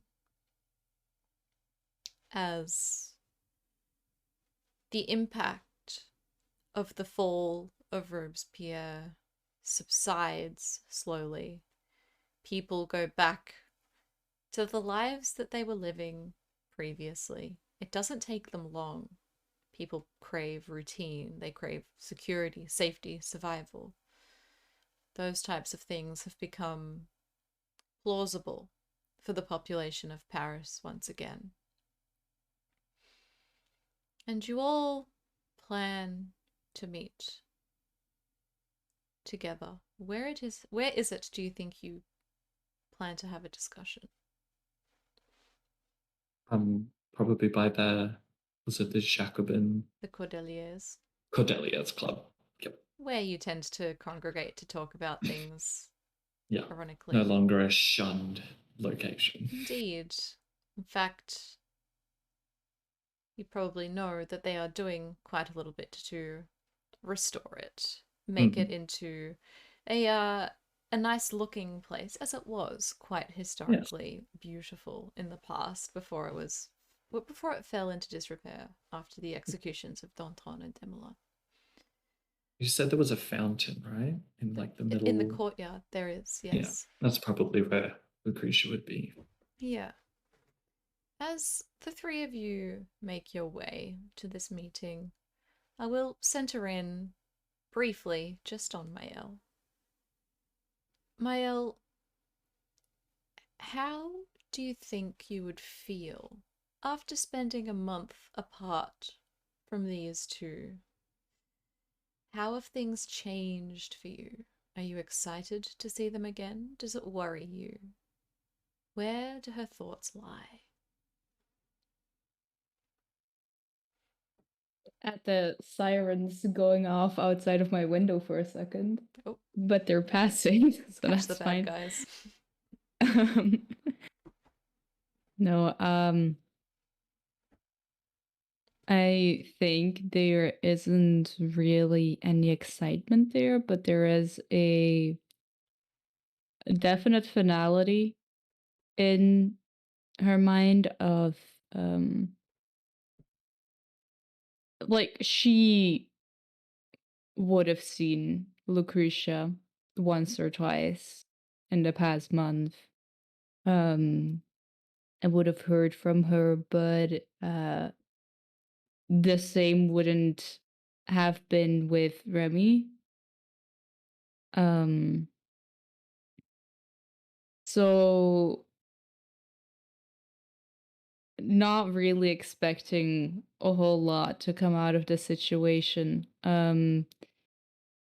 She's just making her way there, knowing that this, in her mind, will be the last time the three of them come together in a room to talk.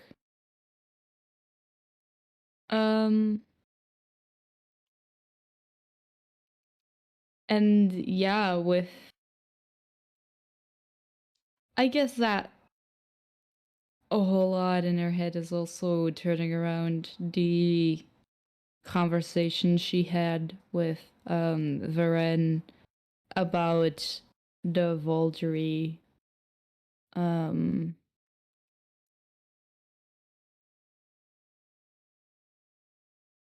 I think she's maybe a bit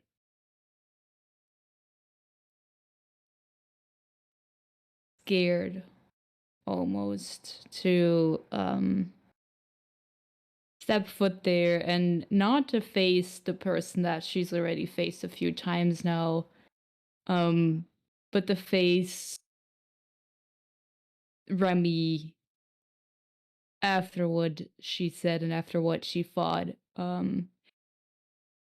Either scared that through some kind of action he will make her think otherwise and change her mind about things, as he's don't you laugh at him, as he's good at doing, but also possibly scared of actually going through and standing her ground against Remy.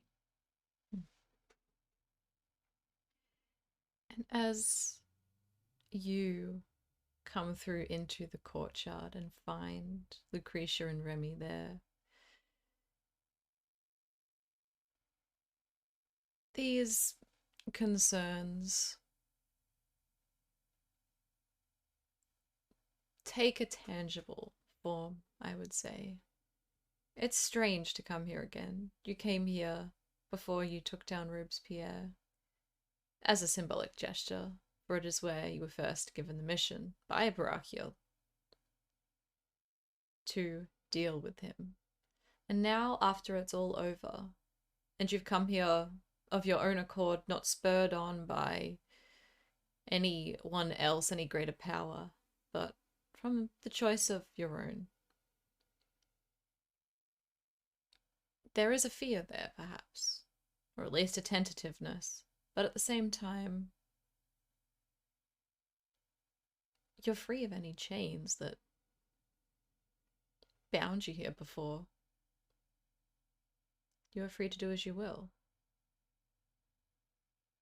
And the three of you come together in this moment, a month after the fall of the tyrant.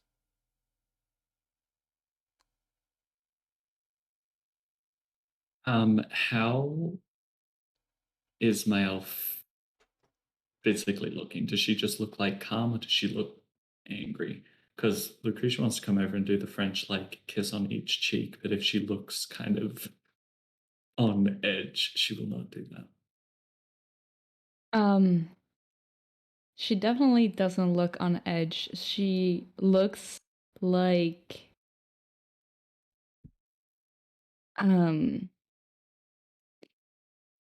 she looks like a person walking to a funeral having accepted that the loved one is dead. But Um not in high spirits. no, very, very serene. Okay. Yeah, we'll come over and probably like a little, yeah, just a kiss to be like, oh, bonjour, mademoiselle, you are looking lovely. I hope you have been keeping well. Bonsoir à vous.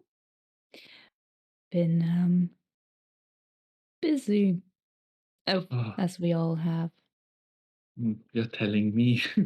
I am sure you are very busy. I would love to hear about all that you've been doing. I can tell you all about everything I've been organizing the Camarilla. There's been all these new people in town. It's been very fascinating. I'll tell you all about it. I won't run your ear off. Yes. I can tell you that I've been giving the people of Paris a lot more work recently. Yes. And then I guess she'll look sideways. Remy. There'll be a shift of just like, welcome in. Hello, Maya.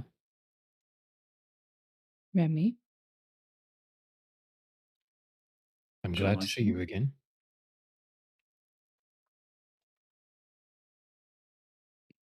Good. I mean, could have always come and see me. Not at my haven, of course, but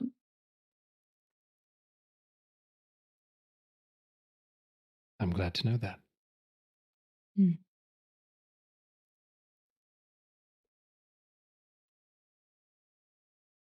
So how have the two of you been? Very busy. I feel very refreshed and energized. Everything is in order. We are working well with all of the sex. It's been very nice. It feels normal again. Everything that we hoped for. I'm glad to see people in the streets. There's more art. Everyone is not scared.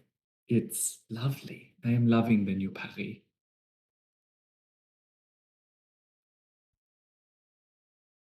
It's amazing how wondrous it can be to remove a tyrant from top and see flowers bloom again. Not agree more. And it'll continue that way.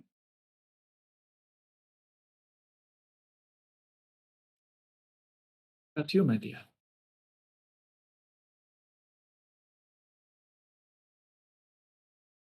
Which deer are you talking to? You don't know.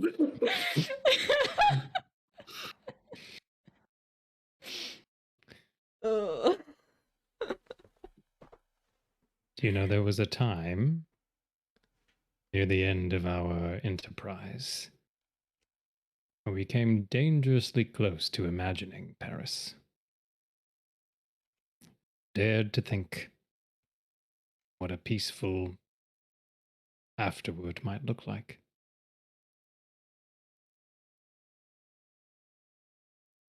I suppose here it is.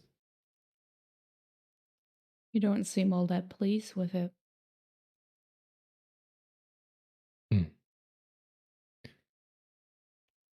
Just surprised.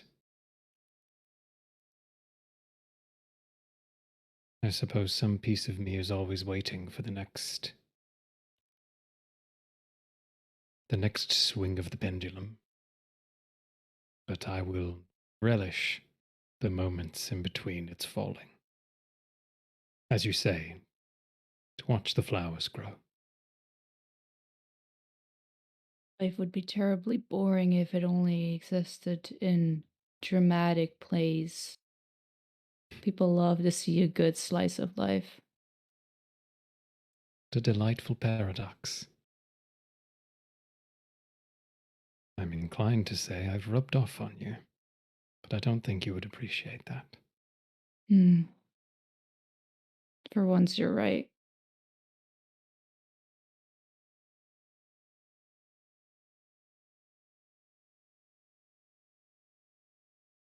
We left things on rather difficult ground, Mael.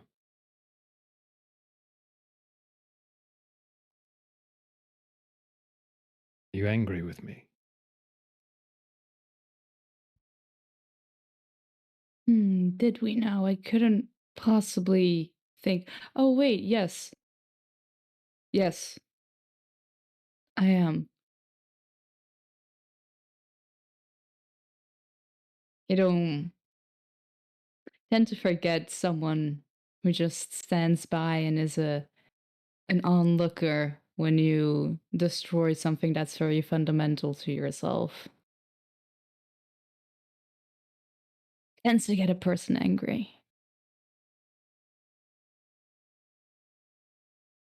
You wish that I had stopped you from destroying Robespierre.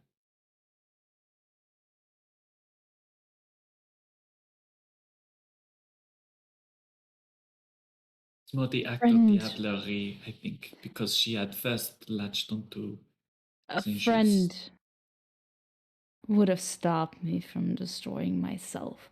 But then I guess you never were my friend. Were you? And I guess I was right all of these nights ago when we first met here by calling you, well, not my friend. Should have trusted my instinct.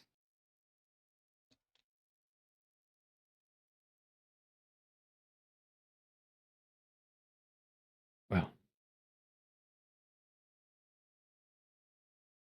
I suppose I must learn to bear your disdain. But I must disagree with your assessment of that moment. Even if my judgment of it does not matter to you in the end. I do not believe you were destroying yourself.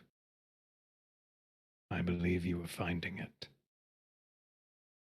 Yes, and one person once told me that they were giving freedom, and my consideration of that freedom wasn't taken account either, although their consideration of freedom was. So no, I don't particularly care for how you saw things there.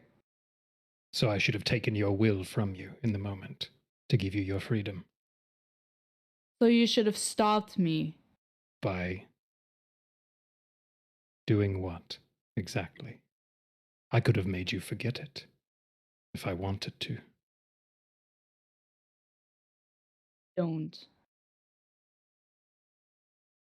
Perhaps now you understand why I would never.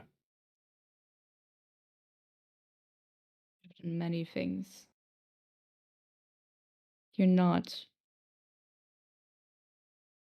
just a bystander. Could have done many things. I did not. And You were I didn't. there again, I would not. In that moment, you were Mael, as you feasted on that tyrant. That is who you are.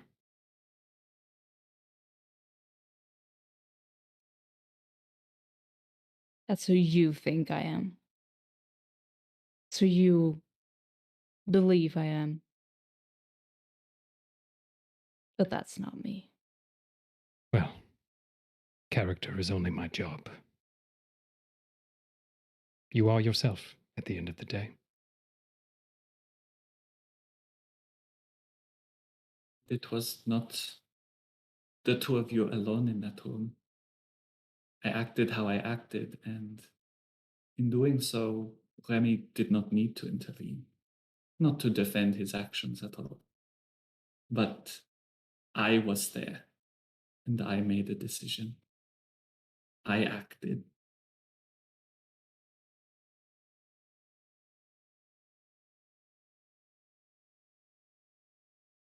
Were your actions my responsibility as well? Not at all, which is what I am saying. I did what I did. It does not shine a light on the things that you did, Maya, nor does it shine a light on the things that Remy was doing. We each serve a different purpose in the group. That group is not disbanded. But in that situation, we did each what we thought was right.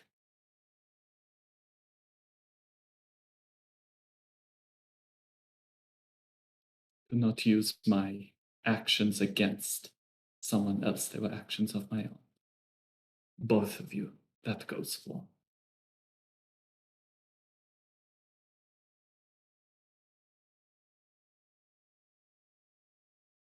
We have not seen each other in a while, and I would very much enjoy if we did not bicker. Just this once. We can bicker later, if you so please. And what do you want out of this? I care to catch up with my friends. The last time that we had seen each other, it was tense, and I can see that that tension has continued. I just wanted to see how we were all doing, because I care for you both. If you do not care for each other, that is a shame, but I still care for the two of you, regardless. I've saved you both time and time again, and I will save you again if you allow it. But I am living my life, and I will leave you behind if I do not keep touch. So I would like to keep touch.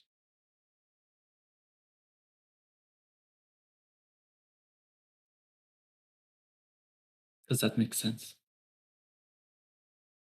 Yes. To honor your wish, I'll let you catch up with your friends, even if they're not all mine. I'm sure there are many people you know that are not my friends. I believe she's referring to me, Lucretia. I am I believe you didn't need aware. to explain that to her. Yes, well. Despite your anger with me, Mael, disdain, contempt,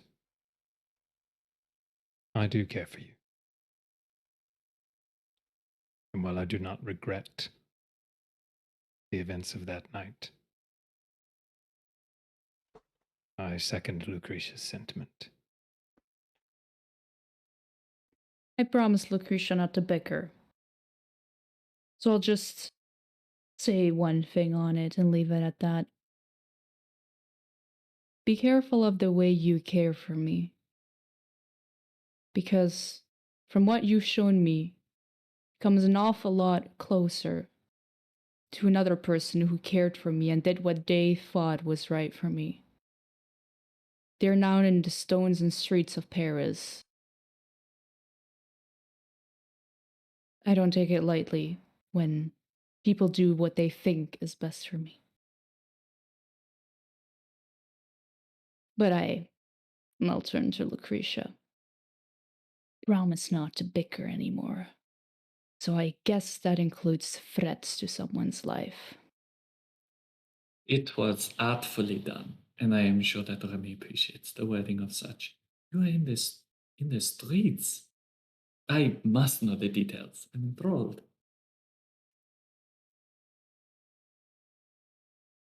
I think that means it will be some time before we see the other guy.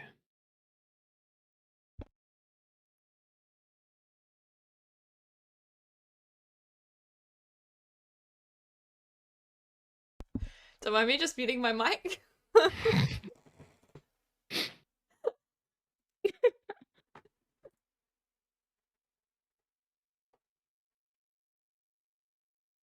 It I'm will not. be a very long moment until we see the other guy.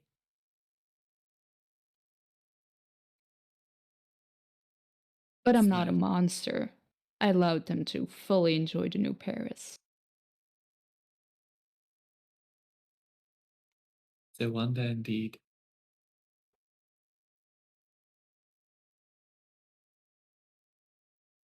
Do you know what that word monster really means?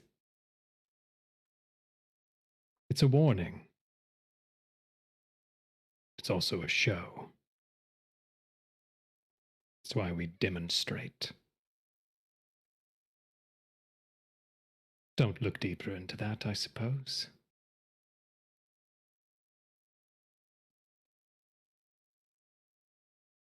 Oh, I didn't Remy, even if I tried. I was meaning to ask, when are you going to perform? You swore that you would stand on stage, and I have been waiting. Perhaps I should tell you a secret, Lucretia. She leans in close and gets her fan out. I'm always on stage. She'll let out like no, but I really want to see you on stage. This is genuine. You cannot hide behind these quips and your humor. I want everyone to see that glorious mind of yours, even once, just for me. Hmm. Please. Well. Go on, try to talk yourself out of this one.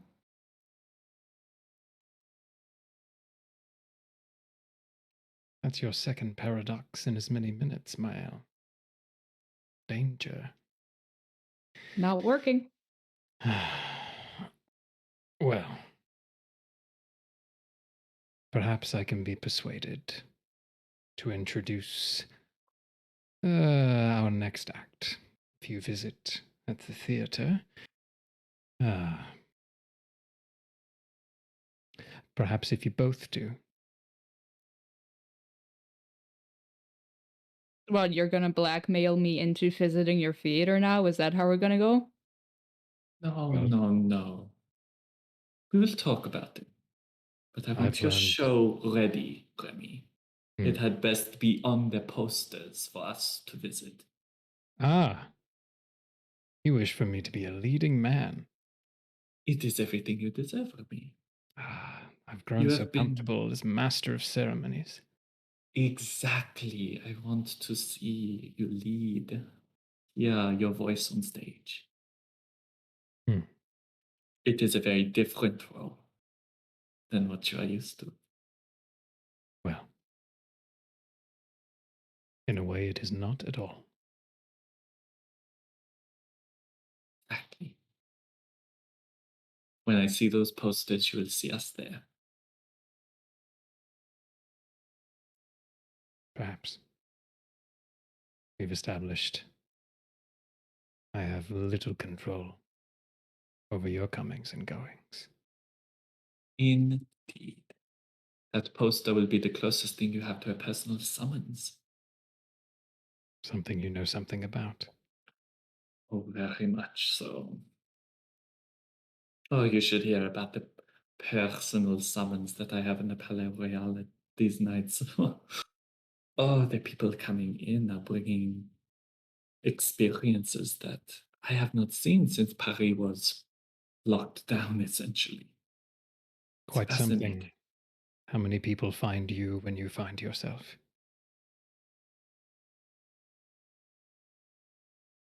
You are going to make me blush. It No, stands he's out so not, vividly. because he's not gonna. Because you actually did something that he failed to do. Mael, you are I bickering know. again. What might that be? She was referencing finding yourself. Ah, But you and I know too well. It is in losing yourself that you are yourself. Another paradox. Or it is in strength that you find yourself. I believe that's what Lucretia said. I have missed No, it this wasn't. so much.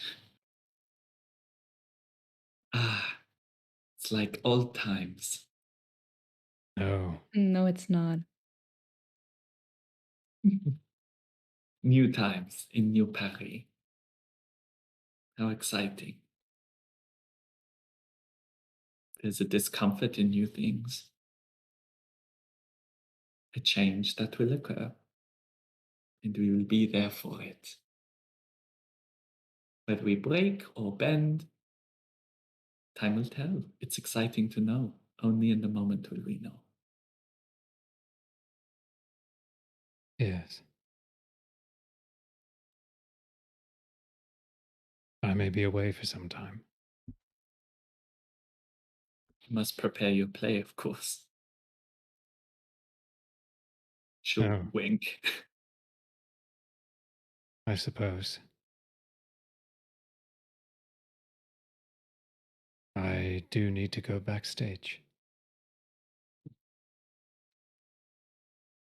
She'll probably just like put her hand to your cheek and be like, be safe where you go. No.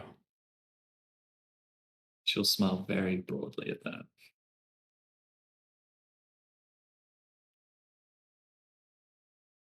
You get yourself. Sorry, go ahead. You get yourself killed. My threats are none. My threats are useless. Well, you've always been able to kill me. Don't speak in past tense. I would hate to deprive you of the pleasure.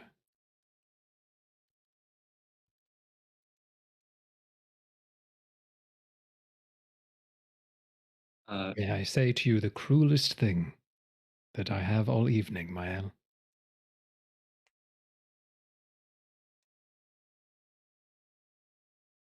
I'm proud of you.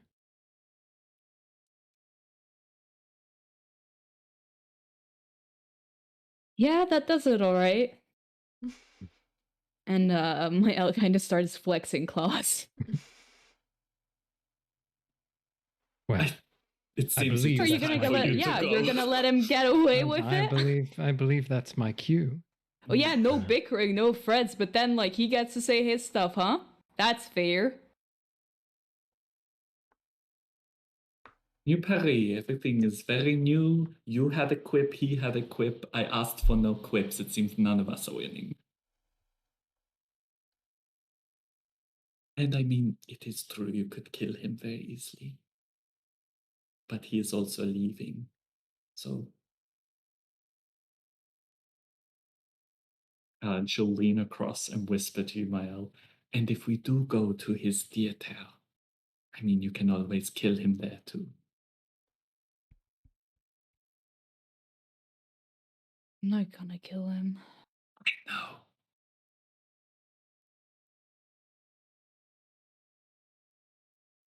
Remy will stand up, tip his hat. Lucretia will give you a kiss on each cheek.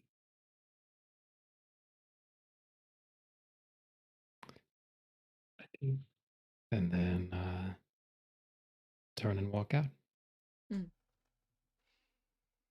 So the group splinters a little. Remy, I'm assuming you head... Where do you head, actually? Not far. Although I have someone to collect before I go there. So I'll go back to the theater. Find my buddy Michel.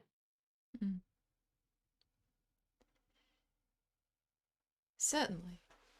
He is there, as he has sort of become more and more accustomed with this space now.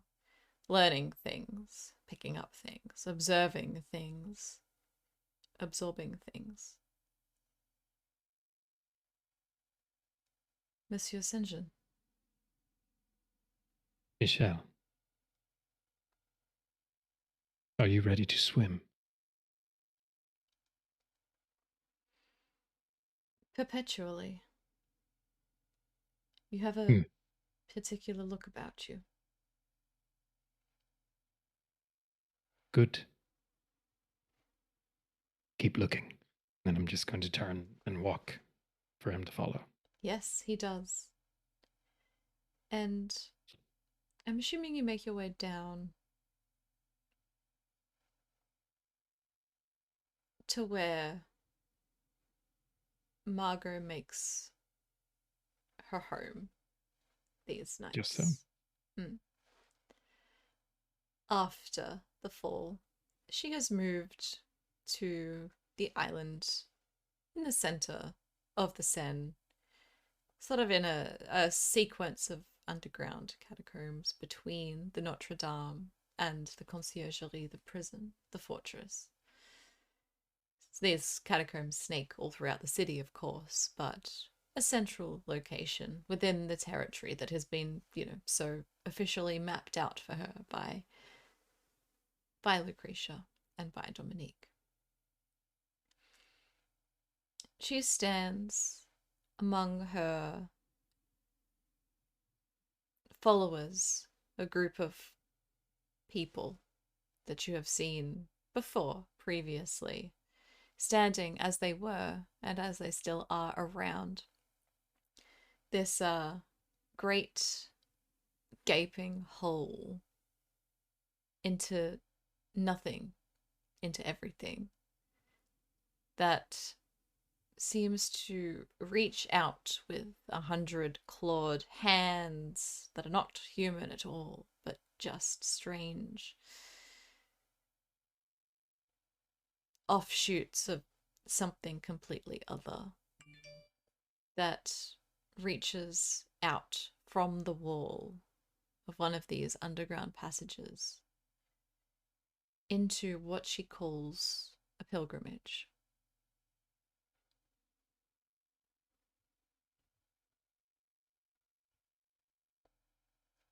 Michel, standing like Virgil on your side, looking up to you, intrigued, shocked, unable to look away. Quite similar to you, I am sure, at what he is seeing.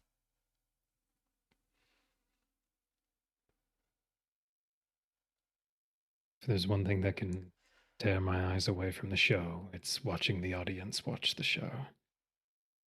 So I'll take that in and then look to Margot, the director in the wings.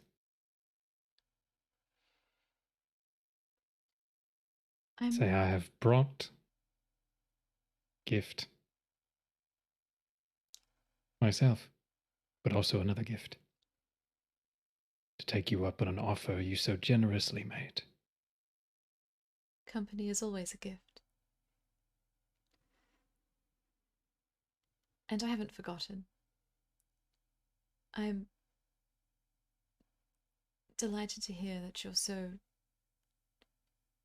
intrigued in taking this journey, one we all have as well. It is remarkably personal and yet something that inevitably brings us all, no matter who or what we are, intrinsically, wholly, and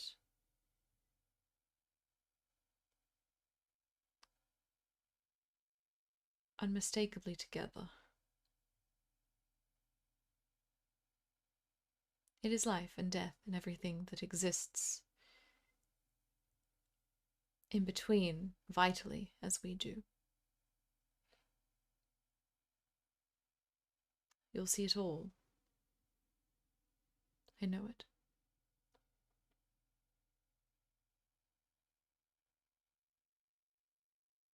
Step forward so that I'm close to Margot and to the wall. And then look back to Michelle. Just put out a hand. He reaches for it as if to ask for your permission for him to follow you. I'll nod. You both take the plunge within, a magnetic force dragging you inside as soon as you get close to this thing. Perhaps it really is some force, perhaps it is the force of your own curiosity. However, as soon as you both enter, Michelle is lost to you. Who knows where he is, but he is gone. As soon as you both enter, a feeling of his hand upon yours dissipates, as does everything else. And you are left, aptly, in complete darkness for what seems like eternity. The way that having your mind stimulated only by the source, the power of its own imagination, can sometimes make time just drag and drag and drag until a voice pierces through the darkness. A hoarse whisper, words that sometimes you think you can make out, sometimes not. A hoarse whisper that seems to get very, very close to you, almost as though it's breathing upon your neck, upon your shoulder, as it whispers whatever it is it whispers. Etching ever closer. And only when it seems to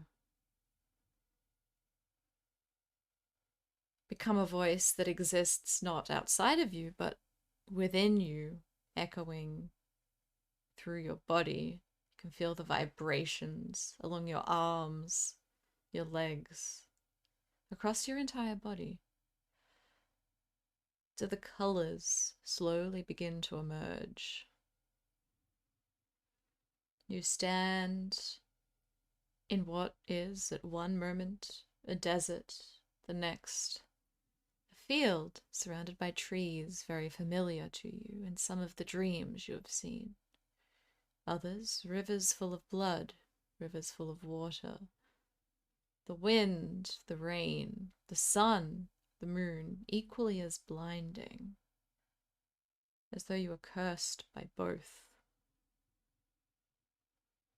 And the voices within you pouring out, changing with the time, with the setting, with the landscape.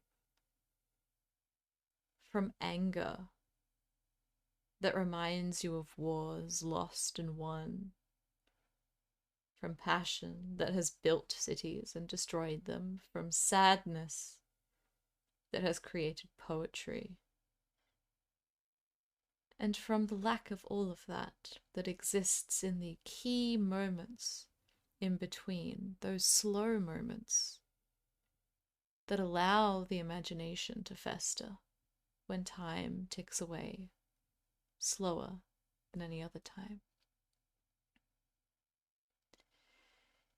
It is as though you travel through history, time speeding up when the blood of its people does speed up and slows down when history decides to take a break. It's like riding both along and beneath the sea of time. A crashing wave crashes upon the shore. It's reeled back by the gravity of the moon, only to be cast upon the shore violently once again. Lingering sea foam on the sand stays there. And it changes with the next wave, but if you were to look up at the shore from a distance, it would look very similar, only do you notice with a keen eye, noticing these various tiny changes that each bubble of water is different every time, destroyed and created anew by time and change and people and passion and emotion and feeling and blood. It all comes back to blood. The beginning and the ending, the silence, the only thing that you know is the fact that you are of blood. And the light and the darkness.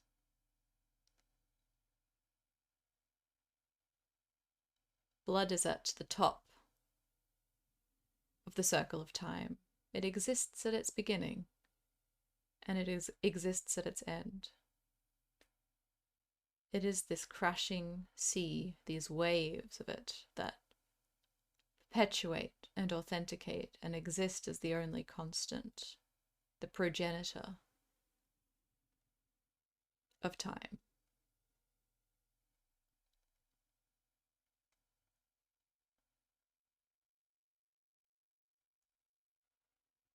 And as Remy experiences this, we flick back to Lucretia and Maëlle, left together, just the two of them, in the courtyard.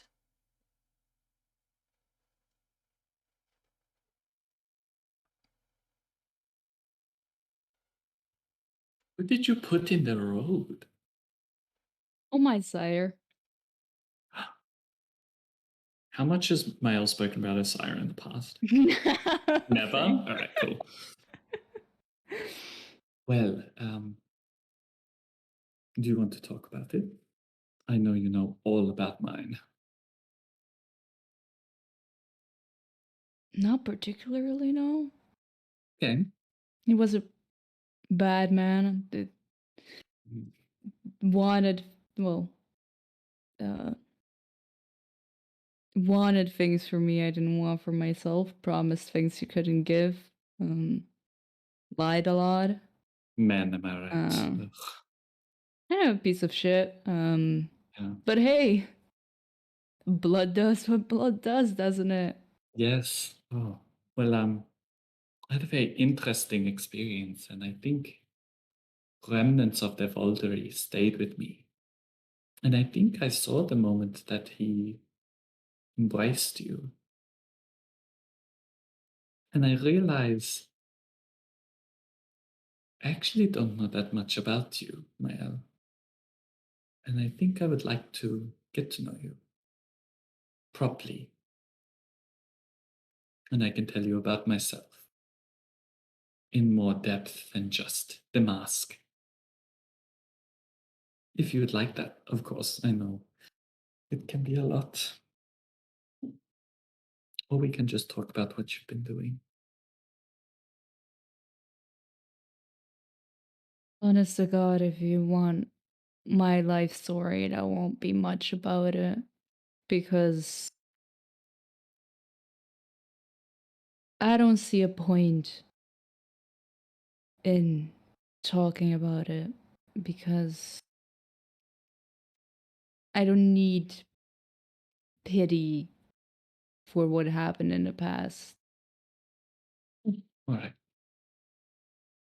You have no connection or desire to explore it. I think it's a bad habit of mine to cling a little too closely to the past. Here's the thing, though, Lucretia. I already got the chance to deal with my past when I was embraced, where I literally burned down the village I came from, people included. My past is dealt with. The people who needed to suffer suffered. And most got what they deserved. Did all of the people inside that village deserve to die? Most likely not. Or at least that's what I would say currently. Back in those days, I felt like everyone there deserved to die.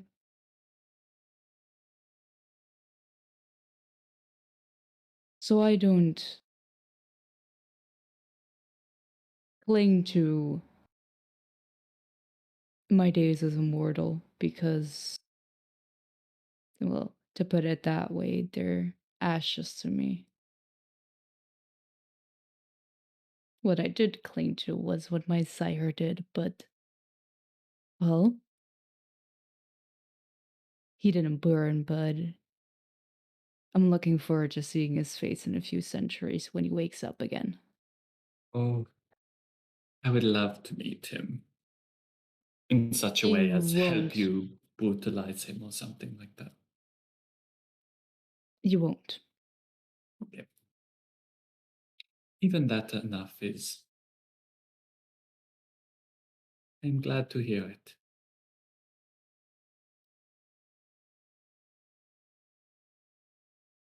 I still don't know where you live, actually. Yeah, and the recent nights, I found that that is a secret best kept if I plan to keep holding elder bodies there. Who do you have at the moment?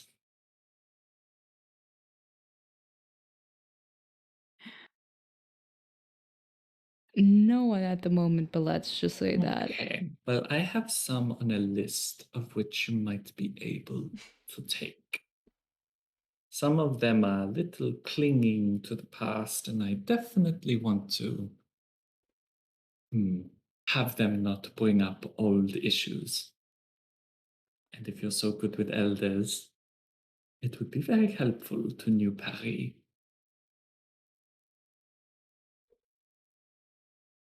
How about you give me the names and I'll decide whether or not they should be There is one that you are disabled. familiar with. Barakiel. I Like, could not think of it at the time as there was a lot going on. When you gave your blood to him, it was he forced you to do it, but his powers made it seem as if it was your idea. So I don't imagine you are wanting him to keep your vitae. And also, he is a pain in the butt.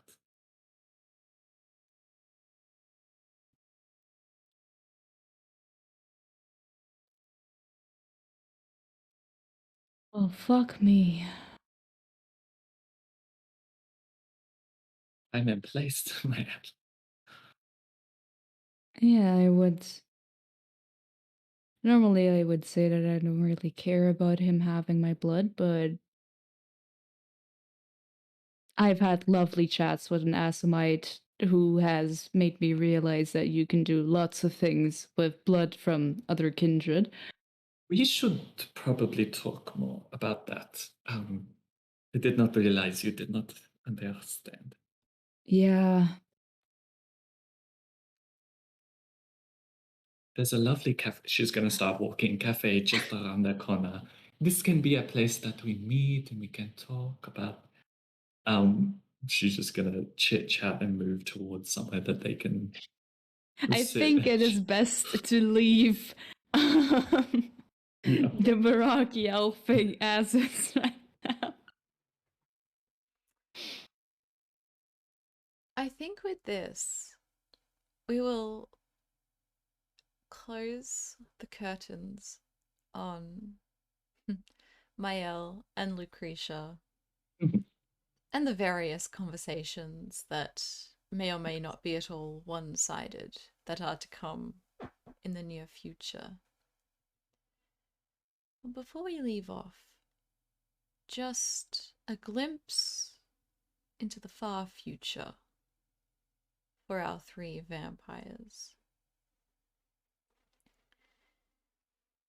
Lucretia, you have seized control of the Palais Royal and the Camarilla through your husband and your prince, Dominique, with a new Primogen Council and a Camarilla hierarchy established by and with your closest allies in the sect. All runs smoothly. One night, Dominique knocks upon the door of your dressing room, where you probably at your boudoir, doing your salon, something of this nature. But alone at this particular moment. Doing my personal toilet before doing the more public toilet. Yes. Yeah, she's probably powdering up. She's doing her hair in a new way, probably. And just be like, come in, my love. Dominique comes in, gives you a smile. Kneels down to your level where you're sitting at your dressing table and gives you a long kiss as Reciprocated. well. Yes. He says, I'm sorry to disturb you, Lucretia, my love. I know you are busy with these things. My love, speak. A letter came for you. I haven't deigned to open it. Oh. But it was addressed specifically to you. He hands you a very fine parchment. Can I figure out who has sent it? Ooh. Is there a seal? There is a seal. It is the Toreador clan symbol. Fascinating. But you can make an intelligence insight check. Politics? I'm gonna say insight for this one. Got it. Because this will be something that you would have checked in the past. Got it. Actively, and not something that you would. Oh my god. That is 5 with a crit. Ooh, okay. Dominique hasn't noticed this, but it is Dorian Evariste's handwriting addressed to you. It seems that our ex-sheriff has words to say, and she will rip through the seal. Like, she's like, fuck you, bro. Just rip it open to read it. It simply says, he was never the Dominique that I remember.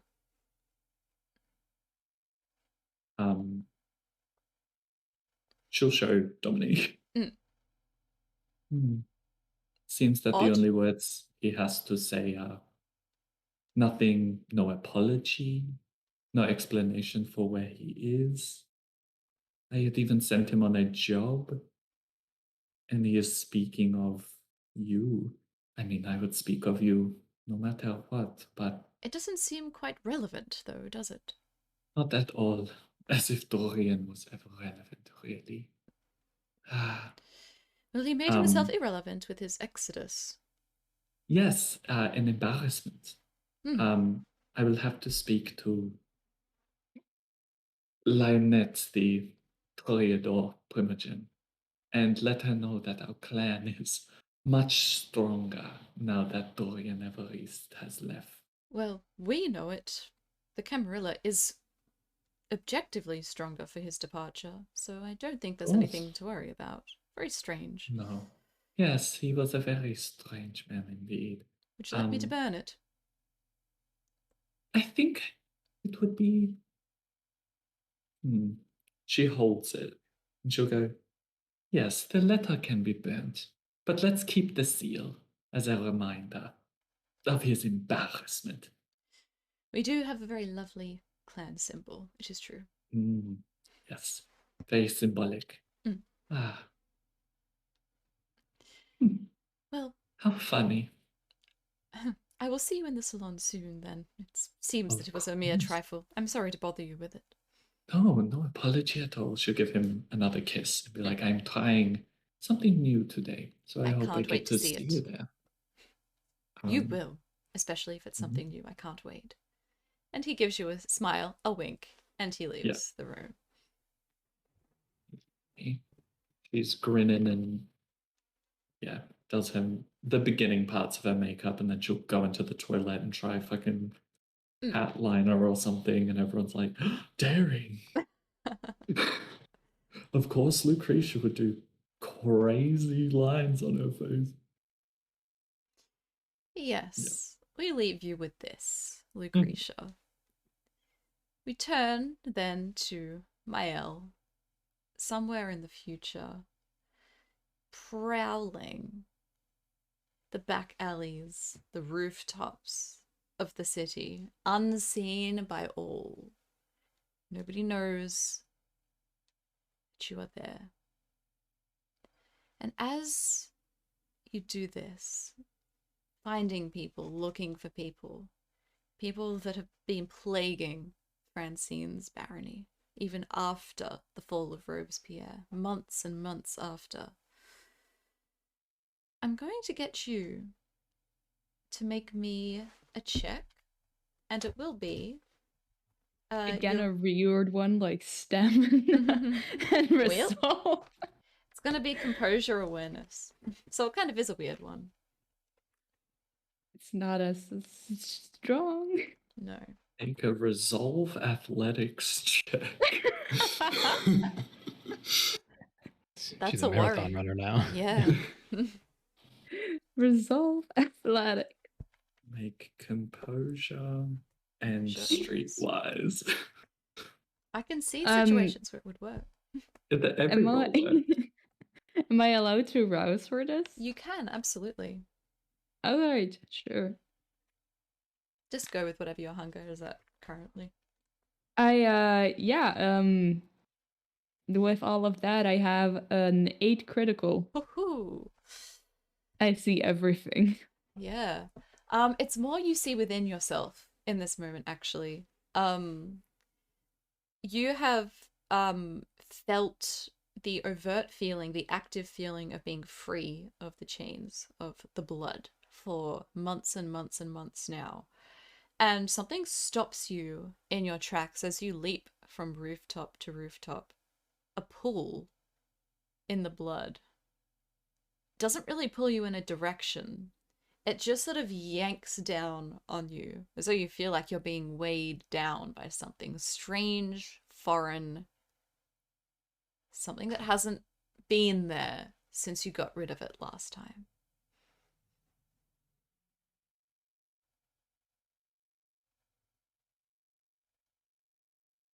I start sniffing out at Tsumitsu. With your 8 successes, I'll leave you with this, Mael. You notice a few things. Above you, the circling birds of prey that seem to only show themselves in Paris and the changing of the seasons. They shouldn't be here in the wintertime. And as you look below, you notice, oddly, in this part of town, down south, the poorer parts of town where you're scrounging around, people who are both well dressed and also very beautiful, wandering around the streets, linked arms with one another, chatting away happily as though they belong there, though they look so jarringly out of place here. All of them attractive, seemingly unaware. Regardless, they very much dominate the streetscape here.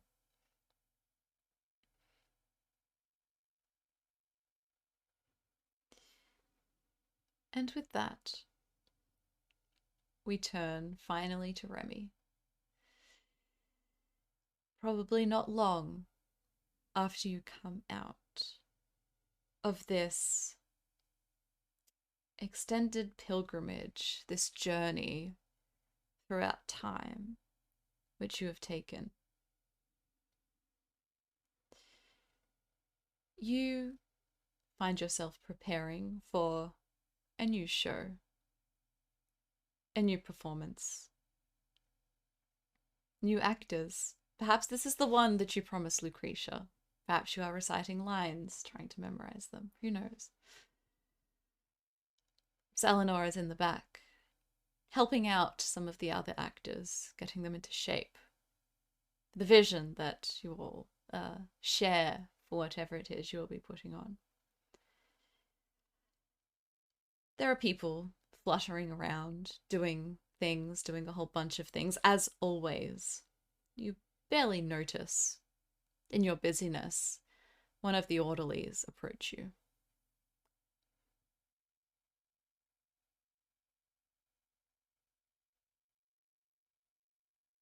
What is it? Sir, I'm sorry to bother you. I just thought that you should know that it is in your best interests this night to meet at the club of the old Cordeliers. Ah, And he blinks. And offers you a glass of something that he has on a tray. what is that something? It is blood. Red. Hard to tell exactly what without investigating further.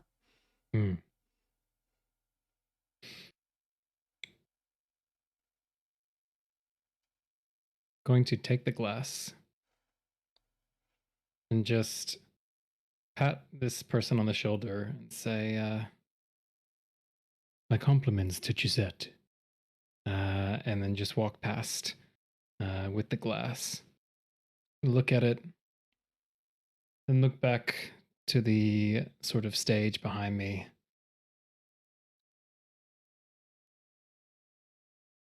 Cheers. And just drink it.